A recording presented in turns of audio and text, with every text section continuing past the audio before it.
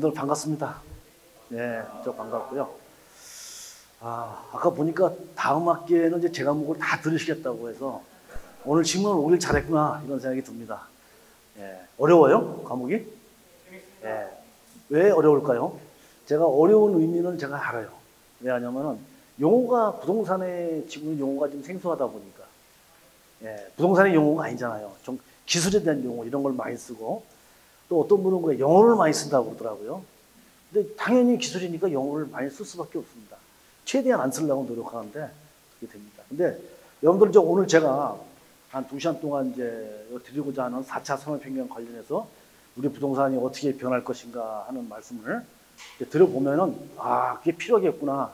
아마 이런 것을 아마 오늘 좀 느끼시지 않을까 이런 생각이 듭니다. 오늘 제가 이제 여러분들한테 말씀드릴 내용이 뭐냐면 4차 산업혁명 시대에 우리 부동산은 어떻게 할 것인가 이런 얘기입니다. 한번 과거를 한번 되돌아보면요. 1980년대 이때 이제 우리나라에 이게 막 산업화가 막 이루어지고 국가가 막 이제 경제 성장률이 엄청나게 고도 성장을 하면서 서울 수도권에 인구가 막 집중합니다. 산업화가 되면 도시 집중하잖아요, 인구들이. 네, 그림에 따라서 이제 서울에 어떻게 주거할 수 있는 공간이 부족해가지고 그때 어떻게 했냐면 영동개발지구를 했습니다. 영동지구 개발을 했습니다. 지금으로 보면 강남이죠. 그게 똥나무가 있는데 실퍽실퍽한 똥나무가 있는데 여기를 개발을 했습니다. 근데 한 사람이 말이죠. 두 친구가 있었는데 그 당시에는 어디가 제일 집값이 비쌌냐면 사대문 아니었습니다. 사대문 안에. 그래서 거기서 살다가 고민을 했어요. 두 친구가. 한 친구는 야 강남이 지금 말이야 막 저기 개발하는데 앞으로 크게 아마 발전할지 몰라. 이런 생각을 하면서 글로 가야 될까 말아야 될까 두 친구 고민하다가 한 친구는 강남으로 갔습니다. 한 친구는요. 에이 그래도 여기가 좋지 하고 사대문에서 살았단 말이죠. 한 20년 30년 지난다면 어떻게 됐을까요? 여러분들 잘 아시죠? 제가 이제 드리고자 싶은 마음은 뭐냐면은 이 부동산이라는 것은 가까이에 내가 지금 어디에 투자해가지고 뭘 어떻게 되느냐 이런 것도 중요하지만 좀 약간 장기적으로 방향을 잡는 것도 굉장히 중요해 보입니다.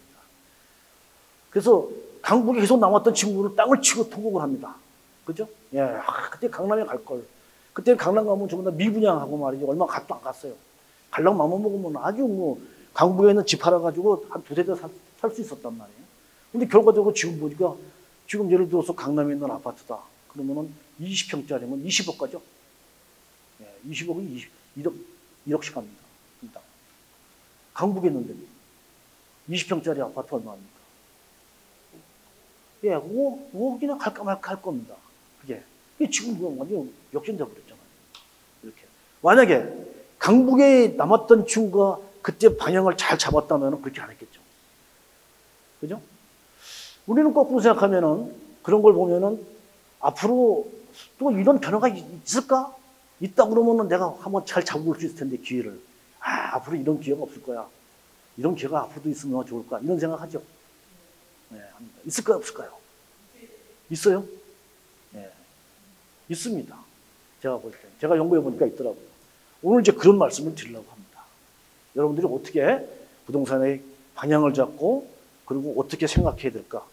이 생각을 하는 그런 얘기를 좀 하려고 그래요. 뭐 앞에서 자세하게 우리 조 교수님께서 제 설명을 잘 해주셨는데 뭐 별거 아닙니다. 뭐 써있긴 많이 썼으니까 화려해 보이지만 원래 식당도 그렇죠. 메뉴 하나 하는 데가 진짜 잘하는 식당이지 이것저것 막 그냥 뭐 5만 가지 다 하는 데는 별 수 없잖아요. 뭐 사람이 좀 현찮아서 여러 가지 하고 있습니다. 밑에 있는 책은 제 책입니다. 제가 썼던 책들. 아마 여러분들 이 책도 보셨을 거예요. 아마 옛날에 할 때 이 책을 보셨을 겁니다. 부동산 정보 이해라는 책. 이 책이 바로 이제 책인데 또 하나 책을 쓰고 있습니다. 이건 뭐 전문적으로 이렇게 쓴 책들이 아니라 좀 개념적인 쓴 책이라 조금 디테일하게 좀 책을 하나 이렇게 좀 쓰고 있는데 아마 내년 되면 나오지 않을까 보입니다. 자, 이런 얘기가 많이 나와요. 4차 산업혁명. 그러다 보니까 뭐 빅데이터니 인공지능이니 블록체인이 이런 얘기도 나오고요. 그 다음에 이제 뭐 싱귤러리티라고 하는 말이 나옵니다. 싱귤러리티가 뭐냐면 우리로 말하면 특이점이라고 이렇게 얘기합니다. 특이점. 특이점이 뭐냐? 전혀 다르게 변하는 점. 그 시점. 그걸 싱귤러리티라고 합니다. 그래서 4차 산업혁명이라는 것은 바로 전혀 다른 세상으로 변한다는 것을 의미한다. 이렇게 볼 수 있어요. 그 다음에 또 뭘 얘기하냐면 프롭테크 이런 얘기도 하죠. 프롭테크 들어보셨죠? 이번 학기에 제 과목 들으신 분은 알 겁니다. 그 이전에 작년에 들으셨던 분들도 나왔죠. 기억 안 나지? 네, 그런 얘기 있고. 그 다음에 뭐 또 인구 감소된다고 하잖아요. 인구가. 출생률이 0.98이라서 OECD 국가 중에 가장 최저다. 이런 얘기도 나오고, 고령화가 이루어지고, 1인 가구가 증가하고, 이런 것들이요. 그 다음에 또 세상이 스마트해진답니다. 그래서 스마트 도시, 스마트 홈, 뭐 스마트 팩토리, 스마트 팜 해가지고 스마트 X 이렇게 표현해요. 모든 것이 이제 스마트해지는 거죠. 그 다음에 남북 관계도 뭐 지금 막 여러 가지 상황이 막 일어나죠. 네, 이런 것들. 제가 이렇게 지금 여기 쭉 써놓은 것들은 바로 뭘 얘기하냐면은 앞으로 우리 부동산에서 엄청난 영향을 미칠 그런 요인들이라는 겁니다. 이런 것들이. 부동산이라는 것은 뭐 어떤 한 분야만 적용되는 것이 아니라 다양한 분야에서 영향을 받죠. 그죠? 예, 그렇기 때문에. 근데 이런 아주 커다란, 이걸 이제 뭐 일종의 메가 트렌드라고도 볼 수 있을 것 같아요. 이런 메가 트렌드, 이런 것들이 부동산에 앞으로 엄청난 영향을 준다 이거죠. 이렇게. 그래서 이런 것들은 이제 제가 이제 쭉 과연 이게 과연 부동산에 어떤 영향을 줄 것인가, 예, 이런 생각을 하면서 한번 짚어봤어요. 그래서 이제 우리가 이제 스티프라고 얘기하는데 뭐냐면은 이제 사회, 기술, 경제, 환경, 정치. 그래서 이 5가지 이제 스티프 앞에 영문자로 따가지고 스티프 이렇게 얘기합니다. 이런 면에서 다 부동산 영향을 받죠. 그래서 이런 쪽에서 이런 연구들이 있습니다. 최근에 한 2, 3년 전부터 최근에 이런 연구들이 쭉 연구해 못 드렸어요. 이거 당연히 미치지 못 드리잖아요. 그래서 이런 연구들이 미치는 것을 그동안 제가 쭉 논문을 보면서 우리 부동산 분야에서 어떻게 영향을 미칠 것인가 하고 이렇게 바라보니까 이런 것이 영향을 미치는 것으로 이렇게 됩니다. 이런 것들이. 그래서 이런 것들을 이제 다 하나씩 짚어봐야 되는 거죠. 그래야 아, 부동산이 어떤 방향으로 가겠구나, 미래에는. 이렇게 지금 알 수 있다는 겁니다. 그래서 상당히 방대하죠. 예. 그러니까 어느 한 부분만 가지고 얘기하면은 마치 코끼리의 뒷다리 하나 잡고 코끼리가 어떻게 생겼다고 생각하는 거 똑같은 것이 되는 거예요. 전 분야를 다 아우러가지고 이렇게 해야 의미가 있다는 거죠. 그래서 이런 것들을 쭉 지금 현재 연구하고 있습니다. 오늘 이 얘기를 다 드릴 수는 없고요. 이것 중에서 중요한 것만 몇 가지를 가지고 한번 우리 부동산이 어떻게 변할 것인가 하는 걸 한번 짚어보겠습니다. 자, 그래서 이제 4차 산업혁명, 그 다음에 그에 따라서 우리나라 부동산 산업이 프로테크 쪽으로 많이 변하게 될 것이다. 그리고 인구 구조하고 도시 구조가 변한단 말이죠. 그래서 그런 변화가 부동산에 어떤 변화를 줄지 이런 얘기 가지고 말씀을 좀 드리겠습니다. 자, 4차 산업혁명이라고 하는 것은 뭐 1차부터 지금 4차까지 왔다는 거 아니에요? 그래서 이렇게 쭉 변화가 일어나는데 이 4차 산업혁명은 사실 이제 처음에 주창한 사람이 다보스 포럼에 있는 회장이죠. 클라우즈 슈왑이라는 회장이 얘기를 했습니다. 근데 이분이 어떤 생각을 가지고 했냐면은 두 가지를 큰 요인으로 생각했던 것 같아요. 한 가지는 뭐냐면은 독일이 강국이죠. 옛날에는 진짜 세계 최강국이었습니다. 미국보다 또 강국이었잖아요. 근데 그렇게 엄청난 국가였는데 요즘에 조금 그때보다는 못 치잖아요. 그래서 우리가 옛날에 그렇게 최강국이었는데 지금 자꾸 침체되는 것 같으니까 이거를 지금 우리도 다시 한번 부흥을 해보자. 이렇게 해서 부흥을 하려니까 어떤 분야를 할 것인가 생각해 보니까 독일의 강점은 뭡니까? 제조입니다. 제조. 그죠? 기계 같은 거 잘 만들잖아요. 기계. 예, 독일의 칼, 쌍둥이 칼, 아주 유명한 칼이잖아요. 여성분 잘 아시죠? 쌍둥이 칼. 그죠? 칼. 그 다음에 뭐 자동차, BMW, 벤츠. 다 독일제잖아요. 그러니까 제조가 굉장히 강국이에요. 그 제조를 이런 다양한 정보 기술을 이용해서 한번 해죠. 빅데이터나 인공지능이나 CPS나 이런 기술을 가지고 우리 제조하는 것을 다시 한번 잘해서 국가를 부흥해보자. 그 최강국으로 한번 만들어보자. 이런 생각을 했던 거죠. 그래서 나온 정책이 뭐냐면 인더스트리 4.0이라는 정책이 나왔습니다. 이 정책을. 어제 클라우즈 슈왑이 딱 보니까 중국이 독일이 뭔가 막 일어나거든요. 그런 기술을 가지고. 야, 이거 대단한데? 이거 엄청난 거구나. 이런 생각을 했다는 거죠. 또 하나는 어느 국가에서 나타났느냐? 한국에서 나타났습니다. 한국에서 어떤 현상이 나타났냐? 이세돌 구단하고 알파고하고 둘이 바둑 대결을 하는 거 보니까 알파고가 이겼잖아요. 그죠? 네, 알파고가 뭐예요? 인공지능이죠. 인공지능. 인공지능이라는 것은 1950년대 이전부터 쭉 해왔어요. 그래서 사람의 지능과 같은 컴퓨터를 만들어 보자 이거 아니에요? 쉽게 말해서 인공지능이. 그래가지고 그렇게 만들려고 쫙 했는데 이게 뭐 조금 초기에는 좀 뭐 되는 것 같더니 한 1980년대 가니까 안 되는 거야. 인간의 두뇌 가치는 할 수 없게. 아무리 연구해도 안 돼요. 그래서 아이고 이거 안 되는구나. 그리고 침체기에 들어갔어요. 그래가지고 그동안 소강 상태로 이렇게 됐는데 알파고가 딱 나오면서 인간을 이겼잖아요. 응? 바둑을 가장 잘 보는 인간, 머리를 가장 판단을 잘하고 하는 인간을 이겼단 말이죠. 그러니까 인간의 두뇌 이상 가는 인공지능의 가능성이 충분히 본 거예요, 이게. 예. 야, 인공지능이 또 이게 어마어마한 건데 이게 또 세상을 바꿀 수 있겠구나. 근데 이런 두 가지, 인더스 4.0과 알파고, 이 두 가지를 딱 놓고 시험이 딱 보니까 요거 가지고 여기 아마 세상이 바뀌게 될 거다.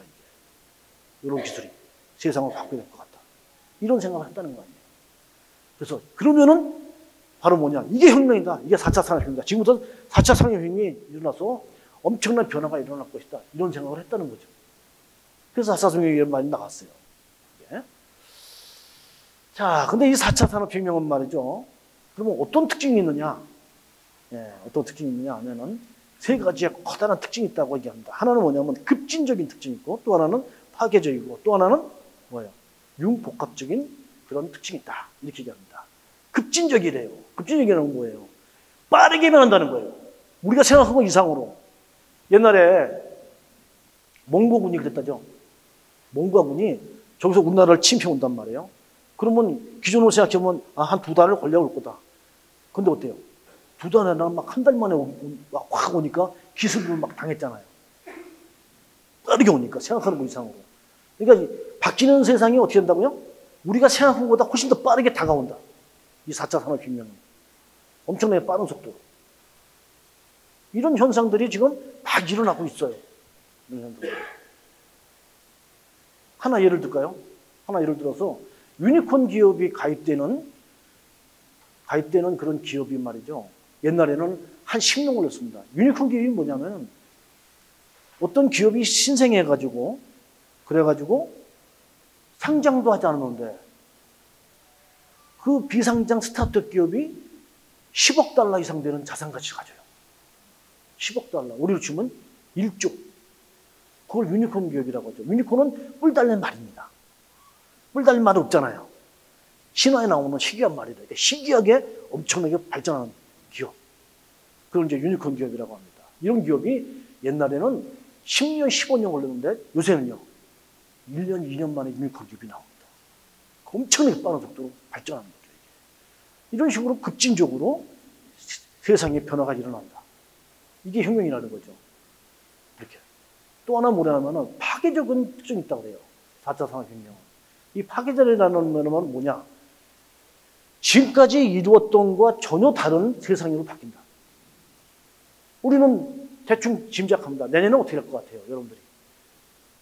저는 내년은 뭘 어떻게 할까 생각하면은 빤히 답이 나옵니다. 그죠? 내년에도 뭐 전 강의하고 있을 거 아니에요, 이렇게. 그죠? 막 열심히 돌아다니면서 강의하고 논문 쓰고 연구하고 뭐 그러겠죠. 왜? 지금까지 그래 왔으니까. 그죠? 여러분도 다 비슷할 겁니다. 그런 생각할 거예요. 이게 지금까지 우리가 사는 세상인데 이 4차 산업혁명 세상에는 어떠냐? 내가 지금까지 했던 거와 내년에는 어떻게 될지 모른다는 거예요. 전혀 다른 거로 바뀐다는 거예요. 제가 말이죠. 4차 산업혁명에 대한 얘기를 하고 이렇게 하면은 어떻게 생각하시냐? 에이, 그게 되겠어? 에이, 그건 말도 안 돼. 이렇게 생각하는 건 왜 그러죠? 우리가 과거와 현재에 왔던 경험을 비춰놓고 보니까 말도 안 되는 얘기라는 거예요. 그건 말도 안 되고 그런 일 없다고 생각하는 거죠. 근데 그걸 무시해버리면 그럴 수 있다고 생각할 수 있는 거죠. 근데 4차 산업혁명의 이 파괴적이라는 것은 뭐라고요? 과거와 현재에 있는 것을 다 무시하고 새롭게 새로운 현상이 일어난다. 새로운 세상이 열린다. 이런 의미라는 겁니다. 그러니까 오늘 제가 여러분들한테 드린 말씀도 그런 의미로 받아들이셔야지 제가 하는 말을 받아들일 수가 있지, 그렇지 않으면 좀 말도 안 되는 소리 하네, 이렇게 될 수 있어요. 네, 이렇게. 그런 파괴적인 특징입니다. 그 다음에 마지막으로 이제 뭐냐면 융복합적인 특성이 있다, 이렇게 합니다. 융복합성. 융복합성이란 뭐냐면 여러 가지가 합해져가지고 뭔가 이루어진다 이거죠. 네. 사람의 장기 있잖아요. 간, 뭐 이런 뭐 쓸개라든지 콩팥이라든지 이런 장기를 지금 만들어낼 수 있을까요? 그거를 3D 프린팅으로 만들어내요. 3D 프린팅으로. 그걸 만들려면 어떻게 해야 되죠? 3D 프린팅을 만들려면 일단은 3D 프린트라는 물리학적인 그 프린트기를 만들 수 있어야 됩니다. 그게 있어야겠죠. 두 번째는 그걸 만들려면 여러 가지 정보를 거기다가 넣어서 그걸 만들어야 되니까 인체에 거부감이 안 들게 만들어야 되니까 어떤 빅데이터나 인공지능이나 이런 것들이 적용되겠죠. 그죠? 네. 그 다음에 또 뭐예요? 장기를 만드니까 생물학적인 그런 특성도 있어야겠죠. 그런 것도 적용시켜야겠죠. 이런 물리적인 거, 그 다음에 정보 기술적인 측면, 정보 기술, 그 다음에 생물학, 이런 것들이 같이 어떻게 돼요? 융복합이 이루어져야 장기를 만들어낼 수 있다는 거죠. 이런 융복합이 되는 거예요, 모든 게. 그래서 요새는 학문도 메카트로닉이라는 학문이 있습니다. 메카트로닉. 요새 대학에 그런 학과가 생겼어요. 메카트로닉 학과. 이렇게. 메카트로닉. 메카트로닉이 뭐냐? 옛날에는 말이죠. 전기공학, 컴퓨터공학, 전자공학, 통신, 정보통신공학. 이런 것들이 말이야 다 제각기였는데 다 비슷비슷하잖아요. 그래서 이런 걸 다 합해가지고 뭐라 그러냐? 메카트로닉이라고 합니다. 이렇게 합해지는 거죠. 우리 부동산도 그래요. 제가 부동산 쪽에 부동산하고 다양한 이런 빅데이터나 인공지능이나 뭐 IoT나 뭐 이런 기술을 부동산 쪽에다가 이렇게 접목을 시키는 거를 연구를 이렇게 했어요. 저는 한 10년 넘은 것 같습니다. 제가 연구한 게. 근데 제가 초기에 연구할 때 어느 누구도 말이죠. 관심 안 갖더라고. 무슨 소리 하는 거야? 부동산이 왜 정보기술, 빅데이터하고 무슨 관계가 있어? IoT하고 무슨 관계가 있고 이랬습니다. 네.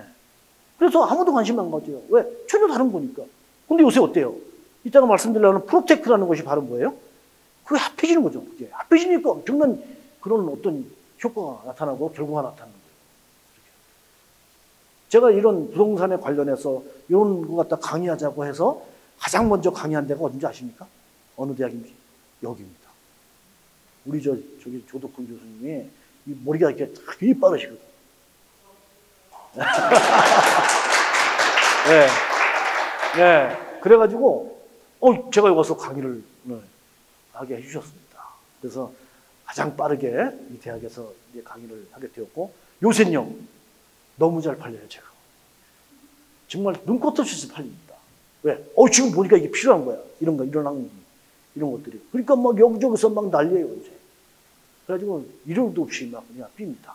이렇게. 이런 거죠. 융복합적인 거. 그러니까 모든 것이 전혀 다른 것끼리 합해져가지고 뭔가 새로운 걸 만들어지는 그런 특징 갖고 있는 것이 4차 산업혁명의 특징이다. 이렇게. 그래서 4차 산업혁명은 급진적이고 파괴적이고 융복합적인 이런 특징이 있다. 이걸 잘 여러분들이 좀 새겨 들으셔야 제가 앞으로 말씀드리는 걸 이해를 할 수 있을 겁니다. 이렇게. 자, 지금 이제 이런 4차 산업혁명에 이르는 기술들, 다양한 기술들이죠. 여기 쭉 했는데, 가트너에서 매년 어떤 기술이 어느 시점에 와 있는가를 이렇게 짚습니다. 야, 이 기술은 여기 와 있다. 이렇게. 빅데이터, 인공지능, IoT, 이런 기술들이요. 근데 이제 어떻게 그리냐면은 이 그래프를 볼 때, 처음에 기술이 딱 진입을 하죠. 만약에 블록체인이다. 그러면, 블록체인이 딱 들어왔습니다. 이게 괜찮은 기술이네? 이렇게 딱 들어와요. 그 다음에는, 들어와서 딱 보니까 엄청난 거야, 이게. 처음에 보니까. 그럼 막 기대감이 막 고조되죠. 야, 이거 어마어마한 거구나, 이거. 앞으로 세상이 이거 뒤집어지겠구나, 이거 갖고. 그래서 그런 시기를 거쳐가지고 너무 기대가 큰 나머지, 어때요? 기대가 크면 실망도 크죠? 그건 조금 이제 실망하게 되는 거예요. 이렇게. 그 실망하게 되는 기기를 거쳐가지고, 그다음부터 서서히 이제 이거 적용되면서 발전해 가는 이런 과정을 거친다는 거죠. 어떤 기술이고. 거기서 우리 부동산과 관련되는 이런 다양한 기술, 제가 밀금쳐 놓고요. 이런 기술들이 어느 시점에 와 있는지 여러분들이 이렇게 보시면은 아시게 될 겁니다. 이렇게. 자, 그래서 이제 이런 기술을 간단하게 한 가지 좀 말씀을 드리겠습니다. 한 가지. 인공지능에 대해서 말씀드릴게요. 인공지능 여러분 잘 아시죠? 우리 뭐 굉장히 말이 많잖아요. 알파고부터 시작해서 뭐 여기저기서 말이 나가지고 이제 인공지능이라는 말은 뭐 귀가 닦게 들어서 잘 아십니다. 그래서 인공지능은 제가 별도로 특별히 말씀드리지는 않겠어요. 근데 다만 뭐냐면은 이 인공지능이라는 것을 만든 사람, 알파고를 만든 사람이 누구냐면은 하사비스입니다. 하사비스. 여기 이 사람이 하사비스라는 사람인데 이 사람이 뭐라 했냐면은 인공지능 딱 해서 이서구단하고 해서 딱 이기고 나서 말이죠. 그리고 1년 만에 알파고 제로라는 인공지능을 또 만들었어요. 이서구단하고 알파고고 그거 하고 1년 후에 알파고 제로를 만들어서 자기가 전에 만들었던 알파고 제로하고 둘이 바둑대 결혼시켰어요. 누가 이겼을까요? 제로가 이겼죠. 알파고 제로가. 몇 대 몇으로요? 100대 0으로. 100대 0으로 그냥 완승을 했어요. 1년 만에. 알파고도 엄청난 건데 알파고는 어마어마한 걸 만든 거야. 얼마 만에요? 1년 만에. 이러지. 그래서 이 사람이 딱 하사비스가 뭐라 했냐면은 이렇게 영어로 이런 얘기를 했습니다. 뭐라 했냐. 내가 지금 이렇게 만든 이 알파고 제로가 앞으로 세상에 어떻게 변화를 줄지 모르겠다. 기다릴 수가 없다. 내가 지금 참을 수가 없다. 이거. 이런 얘기를 하잖아요. 그러니까 알파고하고 알파고 제로가 적용되면은 적용 안 될 부분이 없고 다 적용되면은 세상을 뒤바꿀 수도 있겠다. 이런 표현이죠. 또 앤디 윙이라고요. 또 이게 또 인공지능의 또 아주 대단한 사람입니다. 앤디 윙은 뭐라고 하냐? 이 인공지능이 전기와 같이 쓰게 될 것이다. 전기와 같이. 우리가 이 전기 말이죠. 이거 없으면은 세상 못 살죠. 너무 편해요. 전기 없이는 세상 못 사는데 바로 이제 어떻게 돼요? 인공지능이 바로 없으면은 우리가 살 수가 없는 세상이 온다. 그래서 앞으로 4차 산업혁명이 들어서 세상을 잘 살려면 어떻게 된다고요? 인공지능하고 공생해야 된다.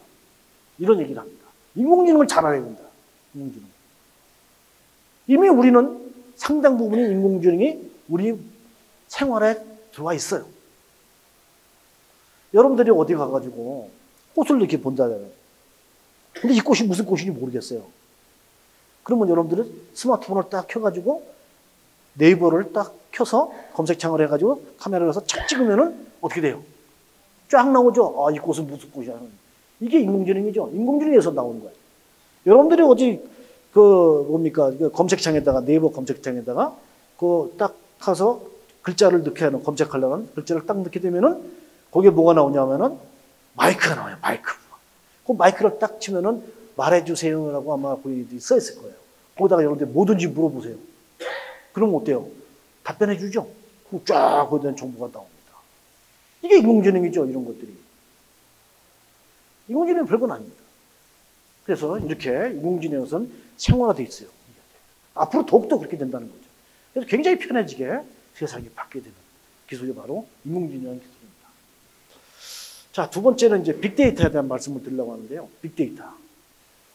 빅데이터는 제가 빅데이터를 2012년부터 연구를 해가지고 요새는 이제 빅데이터 안 합니다. 왜? 빅데이터 이제 하다가 보니까 다른 사람들이 하더라고요. 그래서 이제 하니까 이제 저는 안 해요. 이제.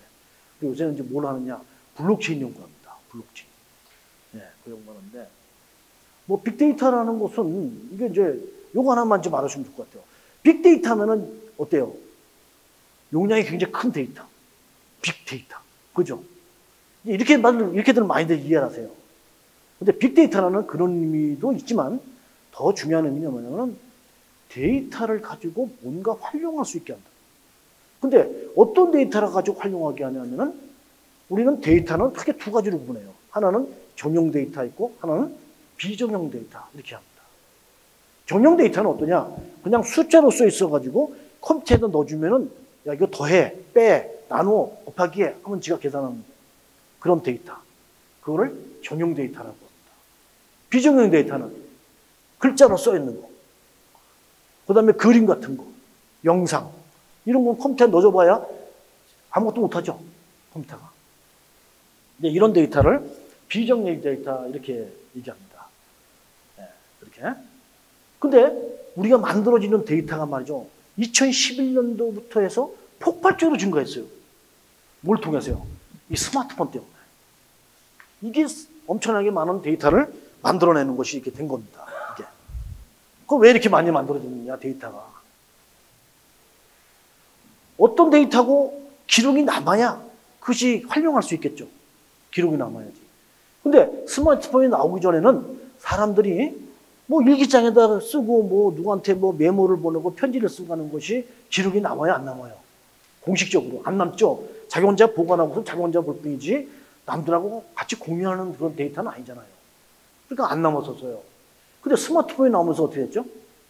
스마트폰 나오니까 거기다가 사람들이 말이죠, 문자를 보내요. 서로 주고받아. 카카오톡으로 하든지 뭐 문자를 전송하든지 또 사진을 찍어가지고 막 주고받아. 예. 이런 것들이 기록이 다 남아요, 안 남아요? 다 남아요, 이제. 여러분들은 안 남는다고 생각하시면 곤란해요. 다 남습니다. 100% 남아요. 이걸 다 해가지고 어떻게 해요? 활용합니다. 하나 예를 들까요? 여러분들이 예를 들어서 구글에 가가지고, 구글도 많이 이용하시죠? 구글에 가가지고 어떤 단어를 갖다 검색하잖아요. 그러면 구글에서 그 단어와 관련해가지고 정보를 쫙 보여주지 않습니까? 이렇게. 근데 구글에서, 이런 거를 발표를 했어요. 뭐냐면은, 앞으로 3개월 후에 일본에서 독감이 유행할 것이다. 이렇게 얘기를 했어요. 그래서 언론에 딱 발표를 했어요. 그랬더니, 아니, 구글이 뭐, 무슨 뭐 보건 업무를 하나? 어떻게 독감이 유행하다는 걸 어떻게 알아요? 그걸 예측을 어떻게 해? 그래서, 아니, 그거, 어떻게 했느냐? 그러니까, 아니, 두고 보자고. 그러니까 두고 봤죠. 그 3개월 후가 딱 되니까 진짜 일본에서 독감이 딱 유행하는 거야. 진짜로. 깜짝 놀랐어요. 아니, 어떻게 그걸 예측할 수 있냐? 그리고 구글에다 물어보니까 구글은 어떻게 했다 그래요? 과거에 있는 데이터들을 갖다가 쫙 보니까 이제 독감이라는 것이 후루죠. 후루, 영어로. 후루. FRU 이렇게 되네요. 후루. 후루라는 단어를 많이 검색하는 데가 어딘가? 과거에 있는 데이터를. 그래서 쫙 살펴보니까 특정 어떤 지역이 많이 검색해. 후루라는 단어를 가지고. 그래, 요 지역이 요 나라가 많이 검색을 하는데, 요 나라가 그 이후에 요 독감이라는 단어와 관련해가지고 어떤 현상이 일어났는가, 그리고 쫙 보니까, 3개월 후에 그쪽 지역에 독감이 유행하는 거야.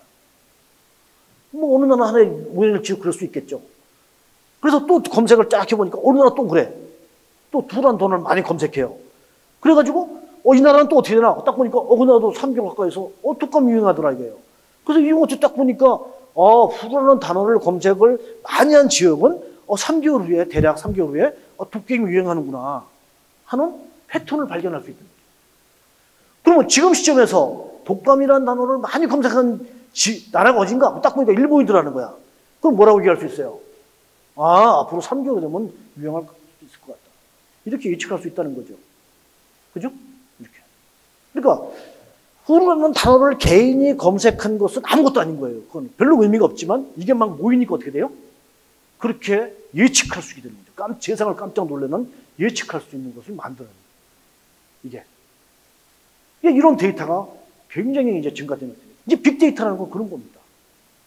그러니까 과거에 어떠한 데이터를 분석해 보면은 패턴을 발견하고 그걸 예측할 수 있게 해요. 그렇게. 근데 정형 데이터와 비정형 데이터가 있다고 했는데, 그러면 데이터가 만들어지는 것에 정형 데이터보다 비정형 데이터가 훨씬 많아요. 정형 데이터는 10 내지 20%밖에 안 돼요. 비정형 데이터가 80 내지 90%예요. 그러면 데이터가 아무리 많아지면 뭐예요? 정형 데이터, 그 중에서 10 내지 20% 분석하면은 안 되겠죠? 그죠? 데이터가 많으면 훨씬 더 많아지는 비정형 데이터를 분석할 수 있어야겠죠? 그렇죠? 그래야지 그게 뭐 데이터가 활용을 잘하는 거지. 그 중에 이만큼밖에 안 하면 그 무슨 의미가 있어요? 빅데이터라는 건 뭐냐? 정형 데이터도 분석할 수 있어야지만 또 뭘까지 분석해야 한다고요? 비정형 데이터. 이런 글로 써 있는 거, 아니면 영상, 이미지, 이런 데이터를 분석할 수 있는 기술. 그게 뭐라고요? 빅데이터다. 그렇게 얘기를 해야 맞습니다. 근데 2011년도부터 이 기술이 나오면서 어떠냐면은 사람들이 많이 착각을 한 게 그냥 결국 뭐냐면 정형 데이터만 가지고 분석하더라 이게요. 비정형 데이터는 할 능력이 안 되니까 못하고. 그러니까 정형 데이터만 갖고 분석하는 거 빅데이터다. 그 용량 크게 해가지고. 그러니까 사람들이 많이 오해를 했어요. 이게 무슨 빅데이터냐? 이거 기존에 분석한 거고 하는 거하고 다를 게 뭐 있어? 이게 사기네 이런 얘기도 하고 그랬습니다. 잘못 이해한 거죠. 비정형 데이터. 근데 비정형 데이터를 그럼 왜 못했느냐? 할 능력이 안 되는 거야. 기술이 없고 기술이 부족하니까. 그러니까 처음에는 그렇게 했는데 지금은요. 지금은 비정형 데이터 분석을 많이 합니다. 그 글로 써 있는 거 이런 거 갖고 분석해요. 이렇게. 그게 비정형 데이터. 그게 바로 진정한 빅데이터다. 이렇게 여러분들이 좀 이해를 했으면 좋겠습니다. 예.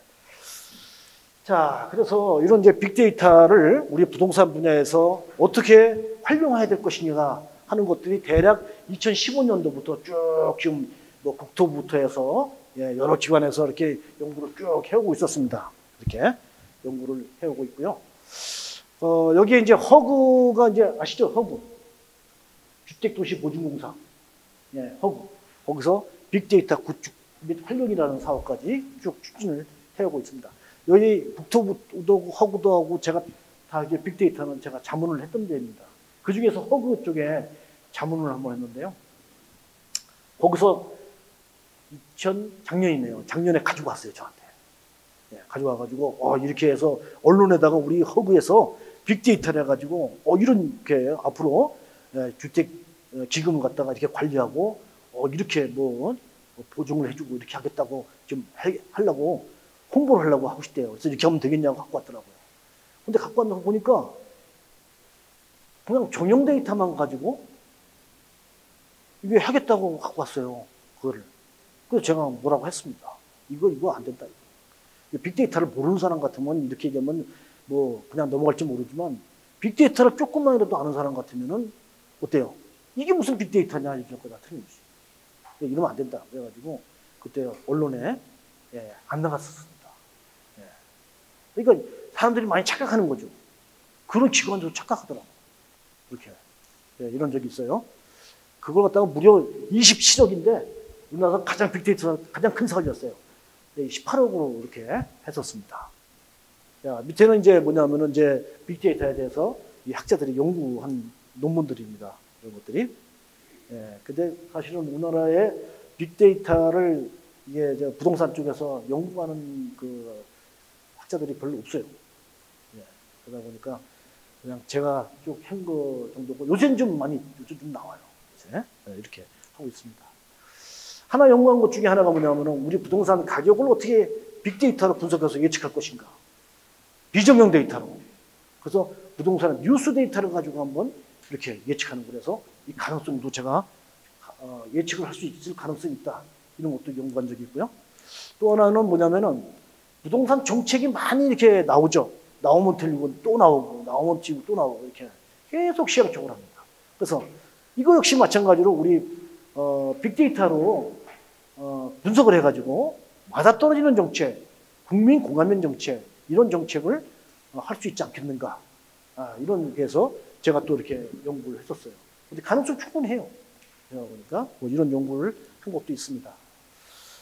자, 앞에 제가 이제 인공지능하고 빅데이터에 대해서 말씀을 드렸는데요. 이 인공지능과 빅데이터가 우리 부동산 분야에서 어떻게 활용되고 있고 활용될 가능성이 있느냐 이거죠. 이렇게. 사실 인공지능하고 빅데이터는 하나로 묶여야 맞습니다. 인공지능이라는 것 자체도 그 안에 데이터가 없으면 아무 쓸모 없는 거죠. 인공지능이라는 게. 데이터가 있어야 했잖아요. 데이터가 분석을 해서 하는 것이 인공지능입니다. 그러니까 인공지능이나 빅데이터나 그게 그 말이에요. 사실은. 그렇게 얘기하시면 돼요. 이렇게. 그래서 우리 부동산 쪽에서 의사결정을 지능화하는데 이렇게 빅데이터하고 인공지능이 활용되고 있습니다. 예를 들면은요, 투자를 하거나 부동산 개발을 하거나 금융하거나 평가할 때, 이럴 때. 미국에 오픈도어라는 회사나 아니면 렉스사나 아니면 주니퍼라든지 이런 회사들이 뭐냐면은 투자를 하려면 어떻게 돼요? 개발하려면 어떻게 되죠? 가장 문제가 뭐예요? 리스크죠. 위험이에요. 이게 분양이 잘 될 거냐? 이 건물 지는데 위험하진 않느냐? 자금이 이렇게 잘 회전이 되겠느냐? 이런 여러 가지의 위험이 있죠. 이제 이런 것들을 빅데이터나 인공지능으로 분석을 해가지고 해결할 수 있게끔 하고 있는 겁니다. 회사들이. 그런 서비스를 해주는 거예요. 그렇게 하고 있고요. 그 다음에 관리를 하는 그런 쪽에서도 개발할 때도 이제 그런 것 갖다 활용하고 있고, 그다음에 이제 특히 이 챗봇이라는 걸 가지고 중계를 할 때도 활용해요. 중계. 여기 하면은 요 렉스사하고 인만이라는 요 회사가 있는데요. 요 미국 회사입니다. 이 회사는 뭐냐면은 챗봇 아세요? 챗봇이 뭐냐면은 채팅 로봇을 줄임말이죠. 채팅. 우리가 뭐 누가 내용을 주고받는 거 채팅한다고 하잖아요. 로봇은 그거 갖다가 자동적으로 착착 이루어지게끔 프로그램화 시켜서. 예, 그것이 바로 이제 채팅 로봇이에요. 이게 인공지능이죠, 결국에는. 아까 제가 네이버에서 검색창에다가 마이크 눌러가지고 거기다가 물어보면 답변해 주는 것. 이게 뭐예요? 이게 챗봇이에요. 이게. 그래서 여러분들이 한번 네이버에다 이렇게 해가지고 세종대학교 근방 월세 50만 원 원룸은 어디 있어? 하고 물어보면 답변해 줄까 안 해줄까? 해줘 안 해줘요? 해줘요. 해준다고. 해보세요 이따가 쉬시간에. 네? 그게 된단 말이죠. 이런 식으로 결국에 뭐야? 중개사한테 가서 세종시 세종대학교 근방에 중개사무실 가가지고 가서 물어보는 거 아니에요. 아, 내가 월세 50만 원 그래가지고 이런 조건으로 하나 아파트를 좀 하나, 아니면 월세방을 하나 좀 구하고 싶은데 있어요? 하고 물어보면은 공인중개사가 쫙 이렇게 해주잖아요. 똑같이 물어보면 똑같이 해주는 거죠. 그 챗봇이 공인중개사 역할을 하는 거예요. 그래가지고 그걸 갖다가 이렇게 하는 회사입니다. 챗봇을 가지고 렉스하고 인만이라는 회사가 누가 더 잘할까요? 실제로 해보니까 챗봇이 훨씬 잘하더라고요. 그래서 지금 중개업이 가장 지금 4차 산업혁명에서 지금 관심 갖는 게 뭐예요? 야, 4차 산업혁명은 중개업이 위험한 직업이라고 없어지는 가능성이 가장 직업이라고 큰 얘기한다는데 바로 그 부분이 뭐예요? 이런 부분이라는 거예요. 챗봇을 통해서. 네, 이렇게 되는 거예요. 이런 것들이 바로 이제 우리 인공지능과 빅데이터가 이렇게 부동산을 개발한다든지 투자한다든지 중개업을 한다든지 관리한다든지 평가한다든지 이런 쪽에서 이게 쫙 활용이 되고 있고 앞으로 더욱더 이제 발전해 간다는 거죠. 이렇게. 자, 그 다음에 이제 블록체인을 좀 말씀드리겠습니다. 블록체인. 블록체인 아십니까? 예. 비트코인 때문에 많이 아시죠? 예. 블록체인은 어떤 특징이 있다고 그래요? 블록체인은 탈중앙화, 분산 원장을 갖다 관리하고 이런 얘기 많이 하죠. 그죠? 투명화시키고 그다음에 보안성이 강화된 거 이런 얘기를 많이 합니다. 근데 이 블록체인이라는 기술은 사토시 나카모토라는 사람이 이 논문을 썼어요. 이렇게 이 논문. 이게 비트코인 피어-투-피어 일렉트릭 캐시 시스템이라는 논문을 2008년도에 썼습니다. 이 논문. 그러고서 2019년도에 비트코인을 갖다가 생성해냈죠. 블록체인이라는 시스템을 개발해가지고 블록체인에 의해서 시스템을 개발해가지고 거기서 비트코인이 생성되게끔. 처음에 생성했을 때는 이건 가치는 아무것도 없었습니다. 뭐 눈에 보이는 화폐, 손에 만질 수 있는 화폐도 아니고 아무것도 아니었죠. 그래서 사람이 별로 관심 없는데 어떤 두 형제가 딱 관심 가졌어요. 야, 요게 앞으로 엄청 클 수 있겠다 이런 생각을 했습니다. 그래서 비트코인이 나올 때마다 그 사람이 뭐예요? 샀어요. 자, 처음에 할 때는 10센트 샀대. 10센트. 지금 얼마예요? 비트코인 하나에? 1,000만 원 한답니다. 오늘 뉴스에 나왔죠? 중국에서 시진핑이 뭐라고 했어요? 블록체인을 가지고 국가에서 굉장히 지원해가지고 강화시키겠다. 이렇게 해가지고 한 800만 원 정도 하던 1,000만 원으로 폭등했어요, 지금. 20% 올랐어요. 한 해 1,000만 원이에요. 근데 그때는 10센트가 얼마입니까? 100원. 그래서 막 사 모았어요. 두 형제가. 그 두 형제는 지금 어떻게 됐을까요? 어마어마한 거부가 됐습니다. 거부가 됐어요. 이렇게. 자, 그러면 이 비트코인이라는 것은 어떻게 만들어지나요? 그냥 뭐 우리가 필요하면 한국은행에서 돈 찍듯이 막 찍어서 주면 됩니까? 그런 돈인가요? 예? 채굴 해야죠. 예, 채굴. 이 채굴이라는 것이 이제 들어가요. 이 채굴이라는 것은 어떤 의미를 갖냐면은 이렇게 됩니다. 예를 들어서 어떤 시스템에 가서 블록체인 기술에 의해서 이루어진 시스템에 거래를 거기서 하잖아요. 이렇게. 거래를.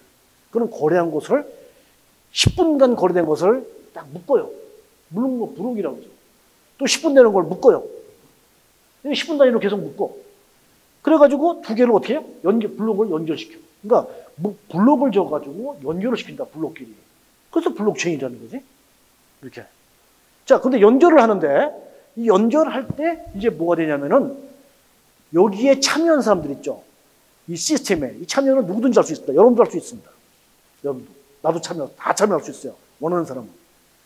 참여한 사람 중에 어떤 형식을 갖춘 그 해시 값을 가장 먼저 만드는 사람한테 보상을 해줘요. 뭘로요? 비트코인으로. 보상을. 가장 선착순으로 가장 먼저 만들었으니까 그 사람 노력했잖아요. 묶어야지 이게 체인이져가지고 유지될 수 있잖아요. 이게 블록체인 시스템이. 그러니까 묶는 것에 기여를 했으니까 그 사람한테 주는 거예요. 그래야 어때요? 너도 나도 다 묶으려고 했을 거 아닙니까? 그래야 이게 유지가 되겠죠? 예. 그래서 어떤 보상하는, 인센티브한 그런 개념을 가지고 지불되는 것이 바로 뭐예요? 비트코인.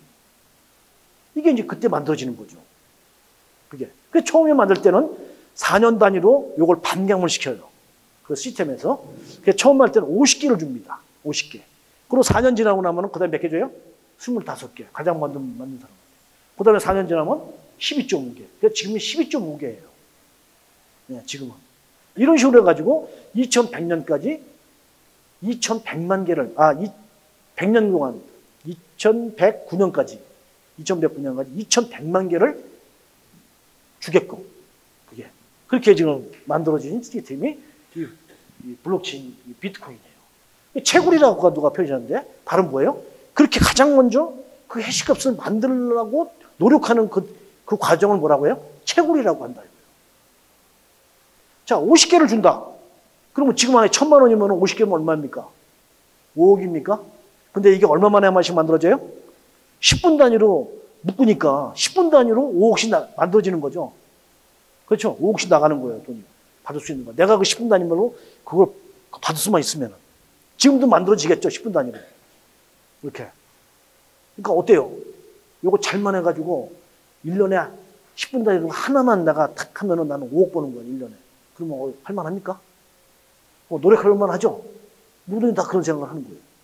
그래서 그걸 갖다가 막 여러 사람이 그걸 채굴하려고 거기다가 이제 가담을 하는 거죠. 가입을. 이렇게. 이게 사업이 되는 거예요. 그래가지고 막 수천 대의 컴퓨터를 거기다가 가입을 시켜. 연결을 해가지고.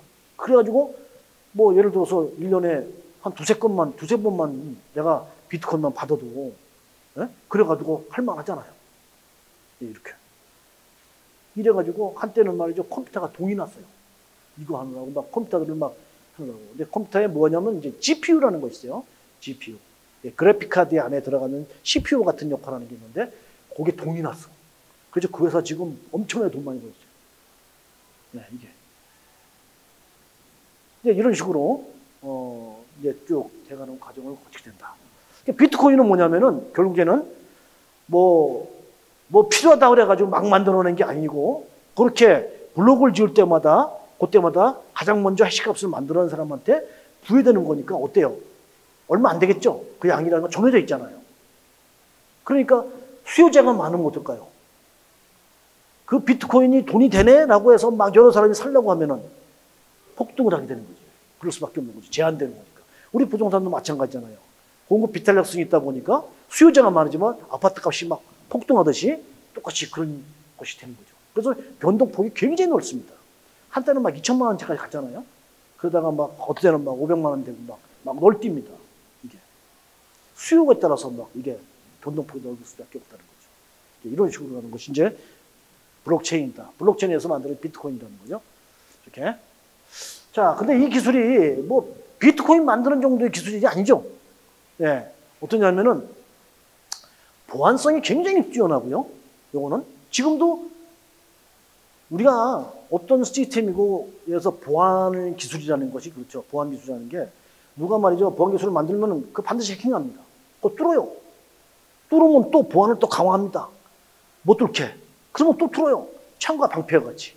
계속 그렇게 해서 되는 건데 이 블록체인은 아직까지 별로 뚫린 경우가 별로 없어요. 거의 없어. 있기는 좀 있었어요. 전혀 없진 않은데 뭐 원래 블록체인이라는 기술이 잘만 적용되면 뚫지 못하는 건데 그걸 어떻게 잘 이렇게 해서 교묘하게 해가지고 뚫린 경우는 있었어요. 근데 굉장히 거의 완벽한 기술이다 이렇게 얘기합니다. 완벽한 기술.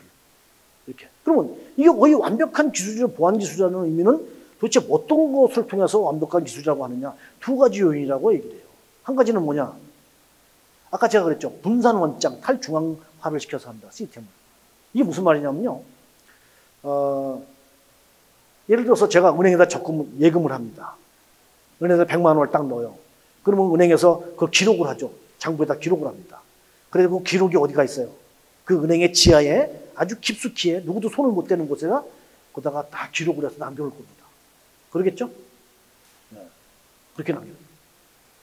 근데 예를 들어서 내가 그 100만 원 넣어놓고 10억이라고 내가 바꾸고 싶다. 그럼 뭐만 하면 돼요? 거기 들어가가지고 그것만 고치면 돼. 그것만. 그렇죠? 그러면 돼요. 근데 블록체인은 거꾸로 해요. 역발상이에요.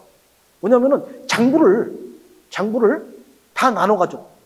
거기 참여한 사람들을 뭐 5천 명이 5천 명이고 만 명이 만 명이고 다 나눠줘 버려. 그럼 어떤 효과가 있어요? 내가 위조하고 싶어. 100만이라고 해서 거래한 장부를 갖다가 딱 그거 갖다가 위조하고 싶어. 그럼 어떻게 해야 돼요? 다 나눠 가지니까. 다 고쳐야 돼, 다. 여기서 몇 개 고친다고 해결될 게 아니죠. 왜 다른 사람들이 다 온전한 100만 원짜리 있고 내가 서너 개 고친다고 그게 1억이 되겠어요? 10억이 되겠어? 안 되는 거지. 이러니까 고칠 수가 없는 거야. 최소한 확률적으로 어느 정도를 고쳐야 하냐고 하면 51%는 고쳐야 된다. 이렇게. 100명이다. 그럼 50명 거는 내가 고쳐놔야 내가 그거 100만 원에 내가 10억이다. 그거 주장할 수 있다는 거야. 근데 자, 그 시스템은 어디 제한된 사람만이 아니라 전 세계 누구든지 다 참여할 수 있어요. 그 사람이 어디 있는 줄 알아야 50% 고치지. 그러니까 위조가 어떻게 돼요? 할 수 없겠죠. 예, 이러면. 또 하나 문제는 뭐냐면은 자, 블록을 줘가지고 이렇게 쭉 연결을 시킬 거 아닙니까? 이렇게 쭉 10분 단위로 이렇게 연결을 시켜요.